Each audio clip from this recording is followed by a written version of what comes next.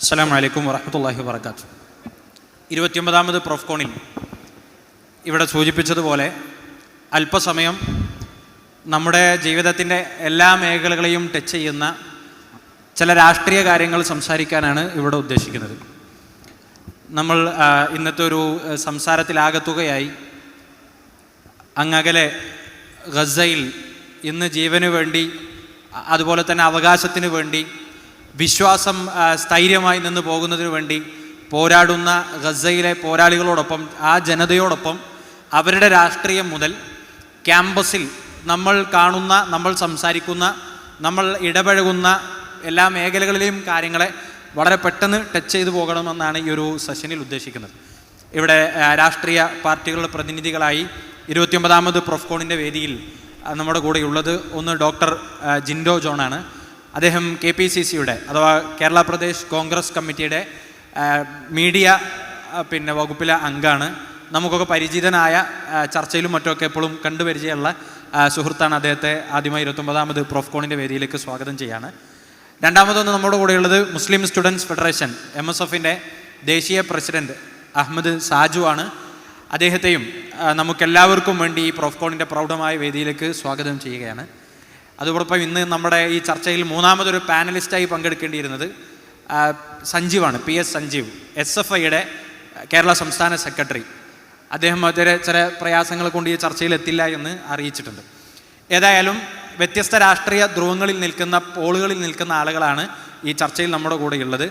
ആമുഖമായി സൂചിപ്പിച്ചതുപോലെ തീർച്ചയായും മനുഷ്യരുടെ ജീവിത പ്രശ്നങ്ങളെ നമ്മൾ സംസാരിച്ചു തുടങ്ങുമ്പോൾ ഈ കാലഘട്ടത്തിൽ ഈ പ്രൊഫ്കോണിൻ്റെ വേദിയുടെ ചുറ്റിലുമൊക്കെ നമ്മൾ കാണുന്നത് പോലെ ഗസയിലെ കുട്ടികളെക്കുറിച്ച്, അവിടെ വംശഹത്യക്കിരയാകുന്ന ഒരു ജനതയെക്കുറിച്ച്, അതിൻ്റെ രാഷ്ട്രീയത്തെക്കുറിച്ച് സംസാരിച്ചുകൊണ്ട് മാത്രമേ ഇങ്ങനത്തെ ഒരു സംസാരം ആരംഭിക്കാൻ തീർച്ചയായും നമുക്ക് സാധിക്കുകയുള്ളൂ. ഈ ഒരു ഘട്ടത്തിൽ പാനലിസ്റ്റുകളായ രണ്ടുപേരുടെയും അരികിലേക്ക് ഡോക്ടർ ജിൻഡോ ജോണിൽ നമ്മൾ തുടങ്ങുകയാണ്. ആ പോരാട്ട ചരിത്രത്തെക്കുറിച്ചുള്ള നമ്മുടെ ഒരു ടേക്ക് ആദ്യം പറഞ്ഞ് നമുക്ക് ചർച്ചയിലേക്ക് പ്രവേശിക്കാം. എന്നെ സംബന്ധിച്ചിടത്തോളം,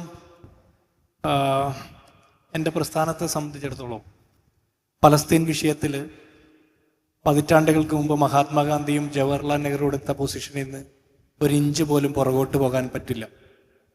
ഒരു ഇഞ്ച് പോലും പുറകോട്ട് പോകാൻ പറ്റില്ല എന്നല്ല, സ്വതന്ത്ര ഫലസ്തീൻ എന്ന ആ വലിയ സ്വപ്നത്തോടൊപ്പം നിൽക്കാൻ മാത്രമേ സാധിക്കൂ.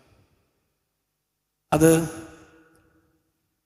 ഈ രാജ്യത്തെ എന്നല്ല, ലോകത്തെവിടെയുമുള്ള മനുഷ്യരുടെ മനുഷ്യത്വം മാറ്റുരയ്ക്കപ്പെടുന്ന ആ വിഷയത്തിൽ ഫലസ്തീനോടൊപ്പം അല്ലാതെ നിൽക്കുന്ന മുഴുവൻ മനുഷ്യരുടെ മൗനം പോലും കുറ്റകരമാണ് എന്നാണ് ഞാൻ വിചാരിക്കുന്നത്.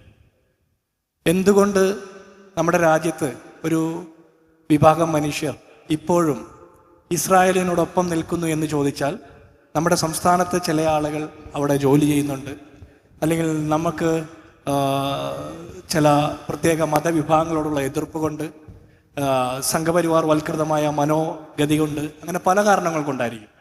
പക്ഷേ കാനഡയിലും UK യിലും ചൈനയിലും അതുപോലെ തന്നെ റഷ്യയിലും അടക്കം വിവിധ ലോകരാജ്യങ്ങളിൽ ഇന്ത്യയിൽ നിന്നുള്ള കുട്ടികൾ പഠിക്കാനും ജോലിക്കുമായിട്ടൊക്കെ പോകുന്നുണ്ട്. നമ്മുടെ വേണ്ടപ്പെട്ടവരൊക്കെ ആ രാജ്യങ്ങളിലുണ്ടാകാം. പക്ഷേ ആ രാജ്യങ്ങളുടെ നേതൃത്വത്തിലുള്ള ഭരണകർത്താക്കൾ നടത്തുന്ന സ്വേച്ഛാധിപത്യപരമായിട്ടുള്ള സാമ്രാജ്യത്തെ കടന്നുകയറ്റങ്ങളെ അതിൻ്റെ പേരിൽ നമ്മുടെ നാട്ടിലുള്ള ആളുകൾ അവിടെ ജോലി ചെയ്യുന്നു, പഠിക്കുന്നു എന്നുള്ളതിൻ്റെ മാത്രം പേരിൽ നമുക്ക് അംഗീകരിക്കാൻ സാധിക്കില്ല. ലോകത്താകമാനമുള്ള മനുഷ്യരുടെ പൗരാവകാശത്തെക്കുറിച്ചിട്ടും മൗലിക അവകാശത്തെക്കുറിച്ചിട്ടും ഒക്കെ ചർച്ച ചെയ്യപ്പെടുന്ന കേരളം പോലുള്ള സംസ്ഥാനത്ത് പോലും വേണ്ടത്ര ശ്രദ്ധ പലസ്തീനിൽ കൊല ചെയ്യപ്പെടുന്ന, വംശഹത്യയ്ക്ക് വിധേയമാക്കപ്പെടുന്ന കുട്ടികളുടെ കാര്യത്തിൽ പോലും ഉണ്ടാകുന്നില്ല എന്നുള്ളത് വലിയ സങ്കടകരമായ കാര്യമാണ്. ഐ സ്റ്റാൻഡ് വിത്ത് പലസ്തീൻ എന്ന് പറയാൻ പോലും ധൈര്യമില്ലാത്ത രീതിയിൽ കേരളത്തിലെ അടക്കം മുഖ്യധാര രാഷ്ട്രീയ നേതാക്കന്മാർ പോലും ഭയപ്പെടുന്ന രീതിയിലേക്ക് സംഘപരിവാർ വൽകൃതമായിട്ട് നമ്മുടെ രാഷ്ട്രീയ പരിതസ്ഥിതി മാറിക്കൊണ്ടിരിക്കുമ്പോൾ പലസ്തീനോടൊപ്പം അല്ലാതെ ഒരു ഇഞ്ച് പോലും നിൽക്കാൻ കഴിയില്ലെന്നും ഒരു വാക്ക് പോലും ഉരിയാടാൻ കഴിയില്ലെന്നും ഉറച്ചു പറയുന്ന പ്രിയങ്ക ഗാന്ധിയുടെ, രാഹുൽ ഗാന്ധിയുടെ രാഷ്ട്രീയ പ്രസ്ഥാനത്തിലാണ് ഞാനും പ്രവർത്തിക്കുന്നത് എന്നുള്ളത് എനിക്ക് അഭിമാനമാണ്. ആ കുട്ടികൾ 10-24,000-ഓളം കുട്ടികൾ വംശഹത്യയ്ക്ക് വിധേയമാക്കപ്പെടുമ്പോൾ, 10-17,000-ഓളം സ്ത്രീകൾ ആസൂത്രിതമായിട്ട് കൊല ചെയ്യപ്പെടുമ്പോൾ, 10-65,000-ഓളം മനുഷ്യർ 2 വർഷത്തിനിടയിൽ ആസൂത്രിതമായിട്ട് കൊല ചെയ്യപ്പെടുമ്പോൾ അതിൻ്റെ ലക്ഷ്യം വംശഹത്യ തന്നെയാണ് എന്ന് നമുക്ക് മനസ്സിലാക്കാൻ പറ്റും. അപ്പോൾ നമുക്ക് ഒരു കാര്യം കൂടി നമുക്ക് അതിനോടൊപ്പം ചെയ്യാം. പലസ്തീൻ ഐക്യത്തിന് വേണ്ടിയിട്ട്, സ്വതന്ത്ര പലസ്തീൻ എന്ന സ്വപ്നത്തിന് വേണ്ടിയിട്ട് അവർക്ക് പിന്തുണ കൊടുത്തുകൊണ്ട് പതാകവാഹകരായി സമരം ചെയ്യുമ്പോൾ അവിടെ പ്രതിദിനം 10ഓളം കുട്ടികൾ പട്ടിണിയിൽ മരണപ്പെടുന്ന ഒരു സാഹചര്യമുണ്ടെന്ന് വിചാരിക്കണം. നമ്മൾ ബാക്കി വയ്ക്കുന്ന ഓരോ തുള്ളി വെള്ളവും, നമ്മൾ വേസ്റ്റാക്കി കളയുന്ന ഓരോ വറ്റും, നമ്മൾ നശിപ്പിച്ച് കളയുന്ന ഓരോ ഭക്ഷണ സാധനങ്ങളും ആ കുട്ടികൾക്ക് അന്യം നിന്നു പോകുന്നത് കൊണ്ടാണ് അവർ മരണപ്പെടുന്നതെന്നുള്ള തിരിച്ചറിവ് കൂടി നമുക്കുണ്ടാകണം. അപ്പോൾ ഫലസ്തീൻ ഐക്യദാർഢ്യം എന്ന് പറഞ്ഞാൽ അവനവൻ്റെ കൂടി ആത്മപരിശോധനയ്ക്ക് കൂടിയുള്ള അവസരമായിട്ട് നമ്മൾ കണ്ടിട്ട് വേണം ആ ജനതയോടൊപ്പം നിൽക്കാൻ എന്നുള്ളതാണ് എൻ്റെ ബോധ്യം. തീർച്ചയായും ഫലസ്തീനോടൊപ്പം ചേർന്ന് നിന്നിട്ടല്ലാതെ ഒരു മനുഷ്യത്വമുള്ളവർക്ക് നിലപാടെടുക്കാൻ കഴിയില്ല എന്ന് തന്നെയാണ് കോൺഗ്രസിൻ്റെ പ്രതിനിധിയായി അദ്ദേഹം ഇവിടെ രേഖപ്പെടുത്തുന്നത്. MSF പ്രത്യേകിച്ചും ഈ ഫലസ്തീൻ ഇപ്പോഴുള്ള ഈ ഒക്ടോബർ 7 ശേഷമുള്ള സംഭവത്തിൻ്റെ തുടക്കത്തിൽ ഇന്ത്യൻ യൂണിയൻ മുസ്ലിം ലീഗ് സംഘടിപ്പിച്ച ഫലസ്തീൻ റാലി, അത് ലോകത്ത് തന്നെ ഫലസ്തീൻ ഐക്യദാർഢ്യ സംഗമങ്ങളിൽ ശ്രദ്ധ നേടിയ ഒന്നായിരുന്നു. അതിൻ്റെ മുഖ്യ സംഘാടക റോളിൽ നിൽക്കാൻ പറ്റിയ ഒരാൾ കൂടെയാണ് അഹമ്മദ് സാജു. എന്താണ് നമ്മുടെ ഒരു നിലപാട് പറഞ്ഞു തുടങ്ങുമ്പോൾ? അസ്സലാമു അലൈക്കും. ആദ്യമായി MSM സംഘടിപ്പിച്ച ഈ പ്രോഫ്കോൺ ഈ സെഷനിൽ പങ്കെടുക്കാൻ സാധിച്ചതിൽ ഏറെ സന്തോഷമുണ്ട്. ഇന്നത്തെ ഈ ചർച്ചയിൽ ആദ്യം തന്നെ ഇവിടെ ചോദിക്കുന്നത് ഫലസ്തീനെ കുറിച്ചാണ്. നമ്മളെല്ലാവരും ദിനേന കേട്ടുകൊണ്ടിരിക്കുന്ന ഒരു വിഷയമായി ഇപ്പോൾ ഫലസ്തീൻ മാറിക്കൊണ്ടിരിക്കുകയാണ്. പക്ഷേ ഇതിൻ്റെ ചരിത്രം ഇവിടെ നേരത്തെ ജിൻഡോ സൂചിപ്പിച്ചതുപോലെ ഇതിനൊരുപാട് നൂറ്റാണ്ടുകളുടെ പഴക്കമുണ്ട്. ആ കാലം മുതൽ തന്നെ സ്വന്തം നാട്ടിൽ അഭയാർത്ഥികളായി ജീവിക്കേണ്ടി വരുന്ന ഒരു ജനതയുടെ പ്രയാസപ്പെടുത്തലാണ് നമ്മൾ ഇപ്പോഴും കണ്ടുകൊണ്ടിരിക്കുന്നത്. എത്രയോ കാലമായി ആ നാട്ടിലെ മനുഷ്യർ ഇപ്പോഴും അഭയാർത്ഥികളായി ജീവിക്കുന്ന ഒരവസ്ഥയിലേക്ക് നിങ്ങളൊന്ന് ആലോചിച്ച് നോക്കൂ. അതാണ് ഇപ്പോൾ അവിടെ നടന്നുകൊണ്ടിരിക്കുന്നത്. അവർക്ക് വേണ്ടി ലോകം മുഴുവൻ ശബ്ദിച്ചു കൊണ്ടിരിക്കുകയാണ്. അവരെ വെടിനിർത്തൽ, ഇപ്പോൾ ഏറ്റവും ഒടുവിൽ നടന്നിട്ടുള്ള വെടിനിർത്തൽ പ്രഖ്യാപനം നടന്നു. അവിടെ ഇപ്പോഴും വെടിനിർത്തലല്ല അവിടുത്തെ ആവശ്യം. അവിടെ സ്വതന്ത്രമായി ഒരു രാഷ്ട്രം വേണമെന്നും അവിടുത്തെ ജനങ്ങൾക്കും അവിടുത്തെ ആളുകൾക്കും നീതി വേണമെന്നതാണ് തുടക്കം മുതൽ എല്ലാവരും ആവശ്യപ്പെട്ടിരിക്കുന്നത്. ഇവിടെ ഇപ്പോൾ സൂചിപ്പിച്ചു, ആ വിഷയം വന്നപ്പോൾ മുസ്ലിം ലീഗ് ഉൾപ്പെടെയുള്ള സംഘടനകൾ ശക്തമായിട്ടുള്ള ഐക്യദാർഢ്യ സംഗമങ്ങളാണ് ഈ രാജ്യത്തുടനീളം നടന്നു വന്നിട്ടുള്ളത്. അതിലേറ്റവും ശ്രദ്ധേയമായതായിരുന്നു നമ്മൾ കോഴിക്കോട്ട് വെച്ച് നടന്ന, ഒരുപക്ഷെ ഇന്ത്യയിൽ തന്നെ, ഒരുപക്ഷെ ലോകമാധ്യമങ്ങൾ പോലും ശ്രദ്ധിക്കപ്പെട്ട, ഇന്ത്യയിൽ തന്നെ ഏറ്റവും വലിയ റാലിയായി നമുക്കതിനെ മാറ്റാൻ സാധിച്ചു. അത് ഒരു മുസ്ലിം ലീഗ് നടത്തി എന്നതുകൊണ്ടല്ല, മറിച്ച് അതൊരു മാനുഷികമായൊരു വിഷയമാണ്. എല്ലാവരുടെയും ഒരു വിഷയമായി മാറിയത് കൊണ്ടാണ് അത് നമുക്ക് അങ്ങനെ ഏറ്റെടുക്കാൻ കഴിയുന്നത്. ഇപ്പോഴും ആ മനുഷ്യർ, ഇപ്പോൾ ഏറ്റവും ഒടുവിൽ നമുക്കറിയാം, അവിടെ സ്വതന്ത്ര രാഷ്ട്രമായി അംഗീകരിക്കണമെന്ന് ലോകരാജ്യങ്ങൾ മുഴുവൻ, എന്തിനേറെ പറയുന്നു, ഐക്യരാഷ്ട്രസഭക്കകത്തു പോലും ഇസ്രായേൽ പ്രധാനമന്ത്രി ബെഞ്ചമിൻ നെതന്യാഹു സംസാരിക്കുന്നിടയിൽ 100 കണക്കിന് വരുന്ന വിദേശ രാഷ്ട്ര പ്രതിനിധികൾ ആ വേദി വിട്ടുപോയ കാഴ്ചകൾ നമ്മൾ കണ്ടതാണ്. അതൊരു പ്രതീക്ഷയാണ്. ലോകത്തിൻ്റെ മുമ്പിൽ ഇത്രയും ക്രൂരത കാണിക്കുന്ന ഒരു ഭരണാധികാരികളുടെ മുഖത്തു നോക്കി നിങ്ങൾ സംസാരിക്കുമ്പോൾ ഇരിക്കാൻ തയ്യാറല്ല എന്ന് പറയാൻ ലോകരാഷ്ട്രങ്ങൾ കാണിച്ച ആ ഒരു മിടുക്കിനെ നമ്മൾ അംഗീകരിക്കുക തന്നെ വേണം. ഇപ്പം അവിടുത്തെ കുട്ടികളുടെ കഥകൾ ഇന്നലെയും മിനിയാന്നൊക്കെ ചാനലുകളും ടിവികളിലും പത്രമാധ്യമങ്ങളൊക്കെ നമ്മൾ കാണുകയാണ്. വെടിനിർത്തലിന് ശേഷം വീട്ടിലേക്ക് തിരിച്ചു വരുന്ന, അഭയാർത്ഥി ക്യാമ്പിൽ നിന്ന് വരുന്ന കുട്ടികളുടെയും ഉമ്മമാരുടെയും ഒക്കെ ദയനീയമായ കാഴ്ചകൾ. അതുവരെ കളിച്ചിരുന്ന കുട്ടികൾ, അവരുടെ കൂട്ടുകാർ അവരോടൊപ്പമില്ല. അതുവരെ ഉമ്മയോടൊപ്പം നിന്നവരുടെ ഉമ്മമാരില്ല, അല്ലെങ്കിൽ ഉപ്പമാരില്ല. അങ്ങനെയുള്ള വല്ലാത്തൊരു കാഴ്ചയിലൂടെയാണ് ആ നാട് പോയിക്കൊണ്ടിരിക്കുന്നത്. അപ്പം നമ്മുടെ ഉത്തരവാദിത്വം എന്ന് പറയുന്നത് ആ നാടിനോടൊപ്പം ചേർന്ന് നിൽക്കുക എന്നതാണ്. ഇപ്പോൾ ഇന്ത്യ എടുത്ത നിലപാട് എങ്ങനെയാണോ ബ്രിട്ടൻ എങ്ങനെയാണോ ഇംഗ്ലീഷുകാർക്ക് ചേർന്ന് നിൽക്കുന്നത്, അതുപോലെയാണ് ഫലസ്തീൻ അറബികൾക്കൊപ്പം എന്ന് പറഞ്ഞത് ഇന്ത്യയുടെ രാഷ്ട്രപിതാവ് മഹാത്മാഗാന്ധിയാണ്. അതുപോലെ നേരത്തെ ഇവിടെ സൂചിപ്പിച്ചു, ഇന്ദിരാഗാന്ധി മരണപ്പെട്ട സമയത്ത് അന്നത്തെ യാസർ അറാഫത്ത് എന്ന് പറയുന്ന അവിടുത്തെ നേതാവ് പറഞ്ഞത് മൈ സിസ്റ്റർ പാസ്ഡ് അവേ എന്നാണ്. എൻ്റെ സഹോദരിയാണ് മരണപ്പെട്ടത് എന്നാണ് അന്ന് ശ്രീമതി ഇന്ദിരാഗാന്ധി മരണപ്പെട്ടപ്പോൾ യാസർ അറാഫത്ത് പറഞ്ഞിട്ടുള്ളത്. ഫലസ്തീനിൻ്റെ പ്രശ്നം മൂർച്ഛിച്ചു നിൽക്കുന്ന സമയത്ത് റമല്ലയിലെ അദ്ദേഹത്തിൻ്റെ വീട്ടിനകത്ത് പോയി ഞങ്ങൾ ഫലസ്തീൻ ജനതയോടൊപ്പമാണെന്ന് പ്രഖ്യാപിച്ച അന്നത്തെ ഇന്ത്യയുടെ വിദേശകാര്യ സഹമന്ത്രിയായിരുന്ന ശ്രീ അഹമ്മദ് ആയിരുന്നു. ഇതാണ് ഇന്ത്യയുടെ നിലപാട്. ഇന്ത്യ എക്കാലത്തും ഫലസ്തീൻ ജനതയോട് എടുത്തിട്ടുള്ള നിലപാട് അതാണ്. അവിടെ അമേരിക്കയോ ഇസ്രായേലോ അല്ലെങ്കിൽ ലോകത്തെ ഏതെങ്കിലും രാജ്യത്തിൻ്റെ മുന്നിൽ മുട്ടുമടക്കാതെ ഇന്ത്യ എന്ന നമ്മുടെ ആശയത്തെ കൃത്യമായി ലോകത്തിന് മുന്നിൽ അടയാളപ്പെടുത്തിയത് ഈ ഫലസ്തീൻ ഉൾപ്പെടെയുള്ള വിഷയത്തിലാണ്. അതുപോലെ തന്നെയാണ് ഇപ്പോൾ ഈ കോൺഗ്രസ് ഉൾപ്പെടെയുള്ള മുസ്ലിം ലീഗ് ഉൾപ്പെടെയുള്ള ഈ രാജ്യത്തെ പ്രധാനപ്പെട്ട രാഷ്ട്രീയ പാർട്ടികൾ ആ പോളിസി തന്നെയാണ് തുടർന്നുകൊണ്ടേയിരിക്കുന്നത്. അത് ഒരു മനുഷ്യരാശിയുടെ പ്രശ്നമാണ്. ആ മനുഷ്യരാശിക്ക് നീതി കിട്ടുന്നത് വരെ നമ്മൾ പോരാട്ടം തുടർന്നുകൊണ്ടേ ഇരിക്കും എന്നാണ് ഈ സന്ദർഭത്തിൽ എനിക്ക് നിങ്ങളോട് പറയാനുള്ളത്. തീർച്ചയായും മനുഷ്യത്വമുള്ളവർ ചേർന്ന് നിൽക്കുക ഫലസ്തീനൊപ്പമായിരിക്കും എന്നതിൽ തർക്കമില്ല. ഈ ഒരു സെഷനിലെ ആദ്യത്തെ ഒരു ചോദ്യം നമ്മൾ വൈൻഡപ്പ് ചെയ്യുമ്പോൾ വിശ്വാസപരമായി കൂടെ നമ്മൾ പറയുന്നു, പ്രൊഫ്കോണിൻ്റെ വ്യത്യസ്ത സ്ഥലങ്ങളിൽ നമ്മൾ വായിക്കുന്നത് പോലെ ഫലസ്തീനിലെ കുഞ്ഞുങ്ങൾ പുഞ്ചിരിക്കാതെ ലോകം അവസാനിക്കുകയില്ല എന്ന് പ്രത്യാശയോടുകൂടെ വിശ്വാസത്തോടുകൂടെ നമ്മൾ ആ വിഷയത്തെ ഏറ്റെടുക്കുന്നുണ്ട്. ഇനി അടുത്ത ഏരിയകളിലേക്ക് നമ്മൾ ഈ ഡിസ്കഷൻ പോകുമ്പോൾ എനിക്ക് തോന്നുന്നു രാഷ്ട്രീയ പ്രവർത്തകർ, കുറച്ചുകൂടെ ഒരു യുവ രാഷ്ട്രീയ പ്രവർത്തകർ എന്ന നിലക്ക് രണ്ടുപേരും ഏറ്റവും കൂടുതൽ നേരിടുന്ന ചോദ്യങ്ങളിൽപ്പെട്ട ഒരു ചോദ്യമായിരിക്കും, രാഷ്ട്രീയമൊക്കെ ഒരു പുതിയ കാലത്തിന് ചേർന്ന പണിയാണോ, അല്ലെങ്കിൽ രാഷ്ട്രീയം എന്ന് പറഞ്ഞാൽ കലഹമാണ്, അടിയാണ്, കൊലയാണ്, അതുമല്ലെങ്കിൽ രാഷ്ട്രീയത്തിൽ ചില ആളുകൾക്ക് സ്വയം കാര്യങ്ങൾ നേടിയെടുക്കാനും അഴിമതി നടത്താനൊക്കെ പറ്റിയ ഒരു സ്പേസ് മാത്രമാണ് എന്ന പുതിയ കാലത്തെ കുട്ടികൾക്ക് കുറച്ചുകൂടെ ബോറിംഗ് ആയി തോന്നുന്നതാണ് രാഷ്ട്രീയം എന്ന ഒരു കമൻറ്റ് നിങ്ങൾ എപ്പോഴും കേൾക്കുന്നതായിരിക്കും. ഇത് ക്യാമ്പസിലെ വിദ്യാർത്ഥികളെ നമുക്ക് മുന്നിൽ കിട്ടുമ്പോൾ അതിനെ ആ ഒരു ചോദ്യത്തെ നമ്മൾ എങ്ങനെയാണ് നേരിടുന്നത്? ജിൻഡോ ജോൺ നമുക്ക് തോന്നാം. അല്ല, ഞാൻ വിചാരിക്കുന്നത് നമ്മൾക്ക് എല്ലാവർക്കും രാഷ്ട്രീയമുണ്ടെന്നാണ്. രാഷ്ട്രീയം എന്ന് പറഞ്ഞാൽ കോൺഗ്രസ്, മുസ്ലിം ലീഗ്, BJP, CPM എന്നുള്ള ആ ചതുരവടിവിനകത്ത് നിന്ന് കാണേണ്ടതല്ല. രാഷ്ട്രീയം എന്ന് പറഞ്ഞാൽ നമ്മുടെ സമൂഹത്തിലെ ഓരോ വിഷയങ്ങളെക്കുറിച്ചിട്ടുള്ള നമ്മുടെ കാഴ്ചപ്പാടുകൾ, നമ്മുടെ ഇടപെടലുകളാണ്. പെട്രോളിന് 100 രൂപയിലധികമാകുമ്പോൾ നിങ്ങൾ പെട്രോൾ അടിക്കാൻ പമ്പിൽ ചെല്ലുമ്പോൾ നിങ്ങൾക്ക് ഒരു പ്രതിഷേധം ഉണ്ടാകും, സ്വാഭാവികമായിട്ടുണ്ടാവും. രൂക്ഷമായിട്ടുള്ള വിലക്കയറ്റം ഉണ്ടാകുമ്പോൾ നമ്മുടെ കൂട്ടത്തിൽപ്പെട്ട ഒരു ചെറുപ്പക്കാരനെ പോലീസ് അകാരണമായി എന്നല്ല, കാരണമുണ്ടെങ്കിൽ പോലും മർദ്ദിക്കുകയാണെന്ന് വയ്ക്കും, നിങ്ങൾക്കൊരു പ്രതിഷേധം തോന്നില്ലേ? ആ പ്രതിഷേധമാണ് രാഷ്ട്രീയം. അതിനൊരു സംഘടിത രൂപം വേണമെന്നുണ്ടെങ്കിൽ നിങ്ങൾക്ക് ഏതെങ്കിലും വ്യവസ്ഥാപിതമായ രാഷ്ട്രീയ പാർട്ടിയിൽ ചേരാം. സംഘടിത രൂപം ഇല്ലാതെയും നിങ്ങൾക്ക് രാഷ്ട്രീയ പ്രവർത്തനം നടത്താം. 2024 ലോക്സഭാ തെരഞ്ഞെടുപ്പിൽ ഈ രാജ്യത്ത് ഇന്ത്യ മുന്നണിക്ക് നരേന്ദ്രമോദിയുടെ ശിരസ് ഇന്ത്യൻ ഭരണഘടനയുടെ മുമ്പിൽ കുനിപ്പിക്കുന്ന രീതിയിലേക്ക് വലിയ ഒരു മുന്നേറ്റം നടത്താൻ സാധിച്ചത് രാഹുൽ ഗാന്ധി നടത്തിയ ഭാരത് ജോഡോ യാത്രയോ ഇന്ത്യ മുന്നണിയുടെ സ്ഥാനാർത്ഥികളുടെ അതിശക്തമായിട്ടുള്ള പോരാട്ടങ്ങളോ മാത്രമല്ല, ധ്രുവ് റാട്ടിയെ പോലെയുള്ള യൂട്യൂബേഴ്സിൻ്റെ ഒറ്റയാൾ പോരാട്ടങ്ങൾ കൂടിയാണ്. അതുപോലെ മുഹമ്മദ് സുബൈറിനെ പോലെയുള്ള ആൾട്ട് ന്യൂസിൻ്റെ പ്രവർത്തനങ്ങൾ കൂടിയാണ്. അപ്പോൾ ഇങ്ങനെ കുറേ ആളുകൾ ഒറ്റയ്ക്ക് രാഷ്ട്രീയ പ്രവർത്തനം നടത്തുന്നവരുണ്ട്.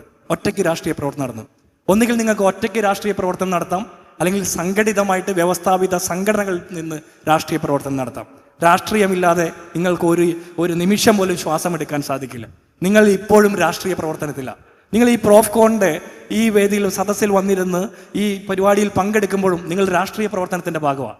നിങ്ങളുടെ ക്യാപ്ഷനിൽ എഴുതി വച്ചിരിക്കുന്നത് to the right goal through the right path. നമ്മുടെ ലക്ഷ്യം മാത്രമല്ല, നമ്മുടെ മാർഗവും ശരിയായിരിക്കണം എന്നുള്ളതാണ് ഈ പ്രോഫ്കോണിൻ്റെ നിങ്ങളുടെ ടാഗ് ലൈൻ, അല്ലേ? അതൊരു രാഷ്ട്രീയ മെസ്സേജാണ്, രാഷ്ട്രീയ മുദ്രാവാക്യം. രാഷ്ട്രീയ മുദ്രാവാക്യം എന്ന് വിചാരിച്ചാൽ എതിർക്കുന്ന പാർട്ടിയിലുള്ള ആളുകളെ ആക്ഷേപിക്കുന്നത് മാത്രമല്ല, നമ്മൾക്ക് പറയാനുള്ളത് ഉറച്ച ശബ്ദത്തോടെ ഭരണാധികാര വർഗത്തോട്, ഭരണകൂടത്തോട് വിളിച്ചു പറയാനുള്ള ആർജവത്തിൻ്റെ പേരാണ്. ഒറ്റയ്ക്കും ചെയ്യാം, സംഘടിതമായിട്ടും ചെയ്യാം. നിങ്ങൾ ലെഫ്റ്റ് ആണോ റൈറ്റ് ആണോ എന്നുള്ളതാണ് ചോദ്യം. നിങ്ങൾക്ക് നിലവിലെ വ്യവസ്ഥിതികളോട് ചോദ്യം ചോദിക്കാനുള്ള ആർജവമുണ്ടെങ്കിൽ നിങ്ങൾ ലെഫ്റ്റാണ്. നിങ്ങളുടെ വ്യവസ്ഥിതിയോട് നിങ്ങൾ വിധേയപ്പെട്ട് അടിമപ്പെട്ടാണ് ജീവിക്കുന്നതെങ്കിൽ നിങ്ങൾ റൈറ്റാണ്. നിങ്ങൾ ഏത് വിഭാഗത്തിൽപ്പെടുന്നു എന്നുള്ളതാണ് പ്രശ്നം. ലെഫ്റ്റ് റൈറ്റ് എന്ന് പറയുമ്പോൾ കേരളത്തിൽ പൊതുവെയുള്ള വിചാരം CPM എന്നുള്ളതാണ്. ഞാൻ ആ ലെഫ്റ്റിനെ കുറിച്ചിട്ടല്ല പറയുന്നത്, ഞാൻ മനുഷ്യപക്ഷത്തെക്കുറിച്ചിട്ടാണ് പറയുന്നത്, ഹൃദയപക്ഷത്തെക്കുറിച്ചിട്ടാണ് പറയുന്നത്. അതാണ് എൻ്റെ ലെഫ്റ്റ്. ഏതാ ആ ലെഫ്റ്റ്? ആ ലെഫ്റ്റ് ഈ രാജ്യത്തെ മനുഷ്യരെ മതത്തിൻ്റെ, ജാതിയുടെ, ഭക്ഷണത്തിൻ്റെ, വസ്ത്രത്തിൻ്റെ, വിശ്വാസത്തിൻ്റെ, വിളിക്കുന്ന ദൈവത്തിൻ്റെ, സംസാരിക്കുന്ന ഭാഷയുടെ ഒക്കെ പേരിൽ ആക്രമിക്കുമ്പോൾ, വേട്ടയാടുമ്പോൾ കാണാതിരിക്കുകയും കണ്ണടച്ച് നിൽക്കുകയും ചെയ്യുന്ന ഭരണകൂടത്തോട് ചോദ്യം ചോദിക്കാൻ നിങ്ങൾക്ക് ആർജവമുണ്ടെങ്കിൽ നിങ്ങൾ ലെഫ്റ്റാണ്. 2002 കാലിക്കറ്റ് യൂണിവേഴ്സിറ്റിയിൽ ഒരു മാഗസിൻ ഉണ്ടായിരുന്നു. അതിൻ്റെ പേര് ദ സ്റ്റോളൻ ജനറേഷൻ എന്നാണ്. വർഗീസ് ചെറിയാൻ എന്ന മാഗസിൻ എഡിറ്ററുടെ നേതൃത്വത്തിൽ പ്രസിദ്ധീകരിക്കപ്പെട്ട ആ മാഗസിൻ്റെ ക്യാപ്ഷൻ ഇതാണ്. എന്താണെന്നറിയോ? നമ്മുടെ കലാലയങ്ങളിൽ ഒരുപാട് കാര്യങ്ങൾ പഠിപ്പിക്കുന്നുണ്ട്, നമ്മളെ ഒരുപാട് ഉത്തരങ്ങൾ പഠിപ്പിക്കുന്നുണ്ട്. ഈ ഉത്തരങ്ങൾ കാണാപ്പാഠം പഠിച്ച് നമ്മൾ ഉത്തരങ്ങൾ ആൻസർ ഷീറ്റിലേക്ക് പകർത്തി എഴുതുമ്പോൾ നമുക്ക് വലിയ മാർക്ക് കിട്ടും. ആ മാർക്കിൻ്റെ ബലത്തിൽ മാത്രമാണ് നമ്മളെ അളക്കുന്നത്. അതിനപ്പുറത്ത് ഒരു ചോദ്യമെങ്കിലും ചോദിക്കാൻ നമ്മൾ പ്രാപ്തരാകുന്നില്ലെങ്കിൽ നമ്മുടെ കലാലയ വിദ്യാഭ്യാസം പോലും വെറുതെയാണ് എന്ന ആ മാഗസിൻ പറഞ്ഞു വെക്കുന്നത്. 2002 മുതൽ 2025 വരെ 23 വർഷത്തെ കാലയളവിനകത്ത് നമ്മുടെ ജനറേഷനിൽ എത്രത്തോളം രാഷ്ട്രീയവൽക്കരിക്കപ്പെട്ടു എന്ന് നമ്മൾ പുനർവിചിന്തനം നടത്തേണ്ട കാര്യമുണ്ട്. നമ്മൾ ഒരു ചോദ്യം ചോദിക്കാൻ പ്രാപ്തരായിട്ടുണ്ടോ? നമ്മുടെ കലാലയ വിദ്യാർത്ഥികൾ ചോദ്യം ചോദിക്കാൻ പ്രാപ്തരായിട്ടുണ്ടോ? എത്രയോ ചെറുപ്പക്കാരാണ് ഈ ഭരണകൂടത്തിനെതിരെ ചോദ്യം ചോദിച്ചതിൻ്റെ മാത്രം പേരിൽ ഇന്നും ഇന്ത്യ മഹാരാജ്യത്ത് അഴിക്കുള്ളിൽ അകപ്പെട്ട് കിടക്കുന്നത്. അവർക്ക് വേണ്ടി നമ്മൾ എത്രത്തോളം ചോദ്യം ചോദിക്കുന്നുണ്ട്? നമ്മൾ ഏത് പക്ഷത്താണ് എന്ന് നമ്മൾ തീരുമാനിക്കണം. നമ്മുടെ മൗനം, ഞാൻ വീണ്ടും ഉറപ്പിച്ചു പറയുന്നു, നമ്മുടെ ചില മൗനങ്ങൾ പോലും അരാഷ്ട്രീയവാദമാണ്. മൗനം അരാഷ്ട്രീയവാദമാണെന്ന് മാത്രമല്ല, വലതുപക്ഷത്തോട് നമ്മൾ കാണിക്കുന്ന മൗനം കുറ്റകരം കൂടിയാണ്. ആ ഒരു പിന്നെ കുറച്ചുകൂടെ എനിക്കൊന്ന് വൈകാരികമായി കൂടെയാണ് ആ വാക്കുകൾ വന്നത് എന്ന് ഞാൻ മനസ്സിലാക്കാം. ഡോക്ടർ ജിൻഡോ ജോൺ, അദ്ദേഹം അക്കാദമികമായി നല്ല എക്സൽ ചെയ്തിട്ടുള്ള ആൾ കൂടെയാണ്. സജുക പിന്നെ ഇപ്പോൾ വരുന്നത് പോലും ഒരു കലഹത്തിൻ്റെ ഇടയിൽ നിന്നാണല്ലോ. അപ്പോൾ സ്വാഭാവികമായിട്ടും ഇങ്ങനത്തെ താത്വികമായി നമ്മുടെ രാഷ്ട്രീയ പ്രവർത്തനത്തെ നിലപാട് കൊണ്ട് വിശദീകരിക്കാൻ ശ്രമിക്കുമ്പോഴും പ്രാക്ടിക്കലി അതൊരു പിന്നെ നടക്കുന്ന ചില ഒറ്റപ്പെട്ടതാകാം ചിലപ്പോൾ കാണുന്നത്. ആ ഒരു ചോദ്യത്തെ നേരിടുമ്പോൾ MSFന്റെ പ്രതിനിധി എന്നതിനേക്കാൾ അപ്പുറത്ത് ഒരു യുവ രാഷ്ട്രീയ നേതാവ് എന്ന നിലക്ക് ആ ഒരു ചോദ്യത്തെ എങ്ങനെയായിരിക്കും അഡ്രസ് ചെയ്യുക? നമുക്കറിയാം, നമ്മളൊരു ജെൻസി കാലഘട്ടത്തിൽ, അതായത് ജെൻ ആൽഫ ജെൻ ബീറ്റ കാലഘട്ടത്തിലാണ് നമ്മളെല്ലാം നിൽക്കുന്നത്. പൊതുവെയുള്ള സംസാരമാണ്. നമ്മൾ എവിടെ ചെന്നാലും പിന്നെ എനിക്ക് പൊളിറ്റിക്സിനോട് അത്ര താല്പര്യമില്ലാത്ത ആളാണ്. നേരത്തെ ജിൻഡോ പറഞ്ഞ പോലെ തന്നെയാണ്. അങ്ങനെ ഒരു പൊളിറ്റിക്സിനോട് പൊളിറ്റിക്സ് എന്തോ ഒരു മോശപ്പെട്ട പണിയായി കാണുന്ന പല ആളുകളുണ്ട്, പ്രത്യേകിച്ച് പ്രൊഫഷണൽ കോളേജിലെ കുട്ടികളാണ്. നേരത്തെ ജിൻഡോ പറഞ്ഞതുപോലെ ഇതാണ് അതിൻ്റെ യാഥാർത്ഥ്യം. നമ്മൾ ജീവിക്കുന്ന പ്രതലം പോലും തീരുമാനിക്കുന്നത് പൊളിറ്റിക്സാണ്. അല്ലെങ്കിൽ നമ്മൾ എങ്ങനെ ആകണം, ഇപ്പോൾ നിങ്ങൾ ഏത് സമയത്ത് ഇവിടെ വരണം, എങ്ങനെ തിരിച്ചു പോകണം, നിങ്ങൾ എന്തു പഠിക്കണം, നിങ്ങളുടെ സിലബസിനകത്ത് എന്ത് വരണം, അല്ലെങ്കിൽ നിങ്ങൾ കോവിഡ് കാലം നമ്മൾ എല്ലാവരും അനുഭവിച്ചതാണ്. നമ്മൾ എപ്പോൾ വീട്ടിൽ നിന്ന് പുറത്തിറങ്ങണമെന്ന് തീരുമാനിച്ച നമ്മളായിരുന്നില്ല. നമുക്ക് ഇഷ്ടമുള്ള സ്വാതന്ത്ര്യമുള്ള സമയങ്ങളുണ്ടായിരുന്നു. രാവിലെ ഇത്ര സമയത്തേക്ക് നമുക്ക് വീട്ടിൽ നിന്ന് പുറത്തിറങ്ങാം, അല്ലെങ്കിൽ ഇന്ന സമയത്ത് ക്ലാസ് തുടങ്ങും, അല്ലെങ്കിൽ ഇന്ന സമയത്ത് നമ്മൾ വെക്കേഷന് പോകും എന്നെല്ലാം നമ്മുടെ മുന്നിൽ ഒരു പ്ലാൻ ഉണ്ടായിരുന്നു. പക്ഷെ ആ പ്ലാനുകൾ മുഴുവൻ തകർന്നു പോയി ഒരു കാലത്ത്, കോവിഡിൻ്റെ ഒക്കെ സമയത്ത്. അതായത് അവിടുത്തെ ജില്ലാ ഭരണാധികാരികൾ പറയുന്നു, അല്ലെങ്കിൽ ആ വകുപ്പിൻ്റെ തലവൻ പറയുന്നു, രാവിലെ 9 മണിക്ക് പുറത്തിറങ്ങിയാൽ 11 മണിക്ക് നിങ്ങൾ വീട്ടിലേക്ക് കയറിയണം എന്ന് പറയുമ്പോൾ ഞാൻ കയറില്ല എന്ന് പറയാൻ കഴിയില്ല. അവിടെ തീരുമാനിക്കുന്നത് പൊളിറ്റിക്സാണ്. അത് ഒരു ഉദാഹരണമാണ് ഞാൻ പറഞ്ഞത്. അപ്പോൾ അതിൻ്റെ ഒരു ഭാഗം മാത്രമാണ്. എപ്പോഴും പൊളിറ്റിക്സിനെ നമ്മൾ കാണേണ്ടത് അത് സമൂഹത്തിൽ ഏറ്റവും നല്ല മാറ്റങ്ങൾ ഉണ്ടാക്കാൻ കഴിയുന്ന മേഖലയാകുമ്പോഴാണ് അത് ഫലപ്രദമായി ഉപയോഗിക്കാൻ കഴിയുള്ളൂ. അവിടെ കലഹങ്ങൾ ഉണ്ടാകും, അത് അതിൻ്റെ ഒരു ഭാഗമാണ്. കലഹങ്ങൾ പൊളിറ്റിക്സിൻ്റെ ഒരു ഭാഗമാണ്. അവിടെ പരസ്പരമായിട്ടുള്ള നമ്മുടെ അഭിപ്രായങ്ങൾ വരുമ്പോൾ അവിടെ അഭിപ്രായ വ്യത്യാസങ്ങൾ ഉണ്ടാകും. അഭിപ്രായ വ്യത്യാസങ്ങൾ ഉണ്ടാകുമ്പോൾ സ്വാഭാവികമായും കലഹങ്ങൾ ഉണ്ടാകും. പക്ഷെ അതിനേക്കാൾ അപ്പുറത്ത് രാഷ്ട്രം എന്നൊരു കൺസെപ്റ്റാണ് നമുക്ക് ഇതിനകത്ത് വരേണ്ടത്. നമ്മുടെ രാജ്യം, ആ രാജ്യത്തിനകത്ത് ഒരു പൗരൻ എന്ന നിലയിൽ ആ രാഷ്ട്രത്തിൻ്റെ നിലനിൽപ്പിനും ആ രാഷ്ട്രത്തിൻ്റെ വളർച്ചയ്ക്കും എന്ത് ചെയ്യാൻ കഴിയും എന്നത് എനിക്കൊരു പൊളിറ്റിക്സ് ഉണ്ട്. ഞാൻ ഈ രാജ്യത്തെ ഏറ്റവും നല്ല പൗരനായി ഈ എൻ്റെ മുഴുവൻ കഴിവും അഭിവൃദ്ധിയും ഈ രാജ്യത്തിൻ്റെ നന്മയ്ക്ക് വേണ്ടി ഞാൻ ഉപയോഗിക്കുമെന്നത് കൂടി ഒരു പൊളിറ്റിക്സാണ്. അങ്ങനെ അതിന് പ്രത്യേക ഓരോ തലത്തിലും അതിന് ഘടനകളുണ്ട് എന്നതാണ്. അപ്പോൾ ഏത് ഘടനയിൽ നമ്മൾ പോകുമ്പോഴും അത് ആത്യന്തികമായി ചിന്തിക്കേണ്ടത് അത് benefit for the society and the community at large എന്നാണ്. അവിടെയാണ് നമ്മൾ അത് ചിന്തിക്കേണ്ടത്. അത് നമ്മളെപ്പോഴോ പരാജയപ്പെടുമ്പോഴാണ്, അല്ലെങ്കിൽ ആ ഒരു രീതിയിൽ നിന്ന് നമ്മൾ വഴിമാറിപ്പോകുമ്പോഴാണ് അവിടെ പ്രയാസങ്ങളും പ്രശ്നങ്ങളും ഉണ്ടാകുന്നത്. ഞാൻ ഇന്ത്യയിലെ ഒരുവിധം ക്യാമ്പസിലൊക്കെ യാത്ര ചെയ്ത ആളുകളാണ്. പക്ഷേ എനിക്ക് വലിയ സന്തോഷം തോന്നിയ കാലമുണ്ടായിരുന്നു, പ്രയാസം തോന്നിയ അനുഭവങ്ങൾ ഉണ്ടായിട്ടുണ്ട്. മുമ്പൊക്കെ എത്രത്തോളം ആക്റ്റീവായിരുന്ന ക്യാമ്പസുകൾ, മുമ്പ് ഏറ്റവും കൂടുതൽ ശക്തമായി ഇത്തരത്തിലുള്ള അനീതിക്കെതിരെ ശബ്ദിച്ചിരുന്ന ഇന്ത്യയിലെ പല കലാലയങ്ങളും ഇപ്പോൾ ശബ്ദിക്കുന്നില്ല എന്നതാണ്. അതിൽ JNU മുതൽ ഇന്ത്യയിലെ എല്ലാ ക്യാമ്പസിനകത്തും ഇപ്പോൾ കാണുന്ന പ്രവണത, നേരത്തെ ജിൻഡോ ഇവിടെ സംസാരിച്ചതുപോലെ, അനീതിക്കെതിരെ ആരെങ്കിലും സംസാരിച്ചാൽ അവനെ ക്യാമ്പസിൽ നിന്ന് ഡിബാർ ചെയ്യപ്പെടുന്നു, അവനെ തുറങ്കിലടക്കപ്പെട്ടിട്ട് അവന് രാജ്യദ്രോഹ കുറ്റം ചുമത്തപ്പെടുന്നു. എൻ്റെ ജൂനിയറായി ജാമിയ മിലിയയിൽ പഠിച്ചിരുന്ന വിദ്യാർത്ഥിയാണ് സഫൂറ സർഗാർ എന്ന് പറയുന്നത്. CA കാലഘട്ടത്തിൽ സമരം ചെയ്തു എന്നതിൻ്റെ പേരിൽ ആ സഫൂറയെ ഡിബാർ ചെയ്തു എന്ന് മാത്രമല്ല, ക്യാമ്പസിനകത്ത് പോലും വരരുത് എന്ന രീതിയിലാണ് അവർക്ക് നോട്ടീസ് കൊടുത്തിട്ടുള്ളത്. JNUവിലെ ഉമർ ഖാലിദിൻ്റെ കഥ നമുക്കറിയാം. ഇതെല്ലാം ഒരു ഭാഗത്ത് നടന്നുകൊണ്ടിരിക്കുന്നുണ്ട്. പക്ഷേ അപ്പോഴും ഇത്തരത്തിലുള്ള കലഹങ്ങൾക്കെതിരെ ശബ്ദിക്കുന്നവർ നമ്മളെ കൂട്ടത്തിൽ ഉണ്ട് എന്നതാണ്. നമ്മൾ അവിടെയൊന്നും പരാജയപ്പെടാതെ, അവിടെയൊന്നും മാറി നിൽക്കാതെ, നീതിക്കും നന്മയ്ക്കും വേണ്ടി നമ്മൾ ശബ്ദിക്കുമ്പോൾ അവിടെ തീർച്ചയായിട്ടും അതിന് നല്ലൊരു പൊളിറ്റിക്സ് ഉണ്ട് എന്നതാണ്. അപ്പോൾ പൊളിറ്റിക്സ് ഒരിക്കലും ഒരു നമ്മളിടയിൽ മാറിപ്പോകേണ്ട ഒന്നല്ല. അത് ഞാൻ അതിൽ ഇൻട്രസ്റ്റ് ഇല്ലാത്ത ഒരാളാണെന്ന് ഒഴിഞ്ഞു മാറേണ്ടവരല്ല, പറിച്ച് ആ പൊളിറ്റിക്സിൻ്റെ നല്ല വശം ഉപയോഗിച്ചുകൊണ്ട് നാടിനും സമൂഹത്തിനും ഉപകാരപ്രദമായ രീതിയിലേക്ക് മുന്നോട്ട് പോകാൻ പുതിയ തലമുറക്ക് കഴിയണമെന്നാണ് എനിക്കിവിടെ സൂചിപ്പിക്കാനുള്ളത്. ഓക്കെ, നമ്മൾ ഈ ചർച്ചയിലേക്ക് ഈ ഘട്ടത്തിൽ ഈ പോയിന്റ് കൂടെ നമ്മൾ വൈൻഡപ്പ് ചെയ്യുമ്പോൾ എനിക്ക് തോന്നുന്നു ഞാനൊരു 2 സ്റ്റേറ്റ്മെൻറ്റ് പറയാം. അതിലെന്തെങ്കിലും അഭിപ്രായ വ്യത്യാസം രണ്ടാളും പറയണം. ഇവിടെയുള്ള ചർച്ചയെ നമ്മളിങ്ങനെ ഇങ്ങനത്തെ രണ്ട് വരിയിലേക്ക് പറയാൻ ശ്രമിച്ചാൽ, രാഷ്ട്രീയം എന്ന് പറയുന്നത് രാഷ്ട്രത്തിൻ്റെ ഒരു ക്രിയാത്മകമായ രാഷ്ട്രത്തിൻ്റെ നിർമ്മാണാത്മകമായ പ്രവർത്തനങ്ങളിൽ ഏർപ്പെടുന്നതിനാണ് നമ്മൾ രാഷ്ട്രീയം എന്ന് പറയുന്നത് എന്നൊരു സ്റ്റേറ്റ്മെൻറ്റ് ഇവിടെ പൊതുവെ വന്നു. രണ്ടാളും പറഞ്ഞത് അതാണ്. അഥവാ സംസാരത്തിലൊരു ഭാഗത്തെ കുറച്ചുകൂടെ നന്നായി വളരെ എളുപ്പത്തിൽ പറഞ്ഞാൽ, നമ്മൾ വാങ്ങുന്ന തക്കാളിയുടെ വില നിശ്ചയിക്കുന്നത് രാഷ്ട്രീയമാണ് എന്നതാണ് ഒരു പോയിന്റ് ഉണ്ടായിരുന്നത്. അതോടൊപ്പം തന്നെ കുട്ടികളെ, വിദ്യാർത്ഥികളെ, പുതിയ തലമുറയെ ഇതിൽ നിന്ന് അകറ്റി നിർത്തുന്ന ചില പ്രവണതകളെ സ്വാഭാവികമായും ക്രിട്ടിക്കലായി കൂടെ വിലയിരുത്താൻ നേതൃത്വം ശ്രദ്ധിക്കട്ടെ എന്നുകൂടെ ഈ ഘട്ടത്തിൽ സൂചിപ്പിക്കുകയാണ്. അടുത്തൊരു വിഷയത്തിലേക്ക് നമുക്ക് പോകാം. അത് വിചാരിക്കുന്നത് ഇസ്ലാമോഫോബിയയെ കുറിച്ച് നമ്മൾ സംസാരിക്കണം എന്നതാണ്. ഇപ്പോൾ ഞാൻ വിട്ടുപോയതാണ്. ഈ അഴിമതിയാണല്ലോ നമ്മുടെ ചെറുപ്പക്കാരെ നോക്കുന്നത്. നിങ്ങൾ ആ ചോദ്യത്തിന് ഉത്തരം നിങ്ങൾക്ക് കിട്ടിയില്ലെന്നു വിട്ടുപോയി. അഴിമതിക്കെതിരെ നിങ്ങൾക്ക് അഭിപ്രായം ഉണ്ടല്ലോ? ഉണ്ട്.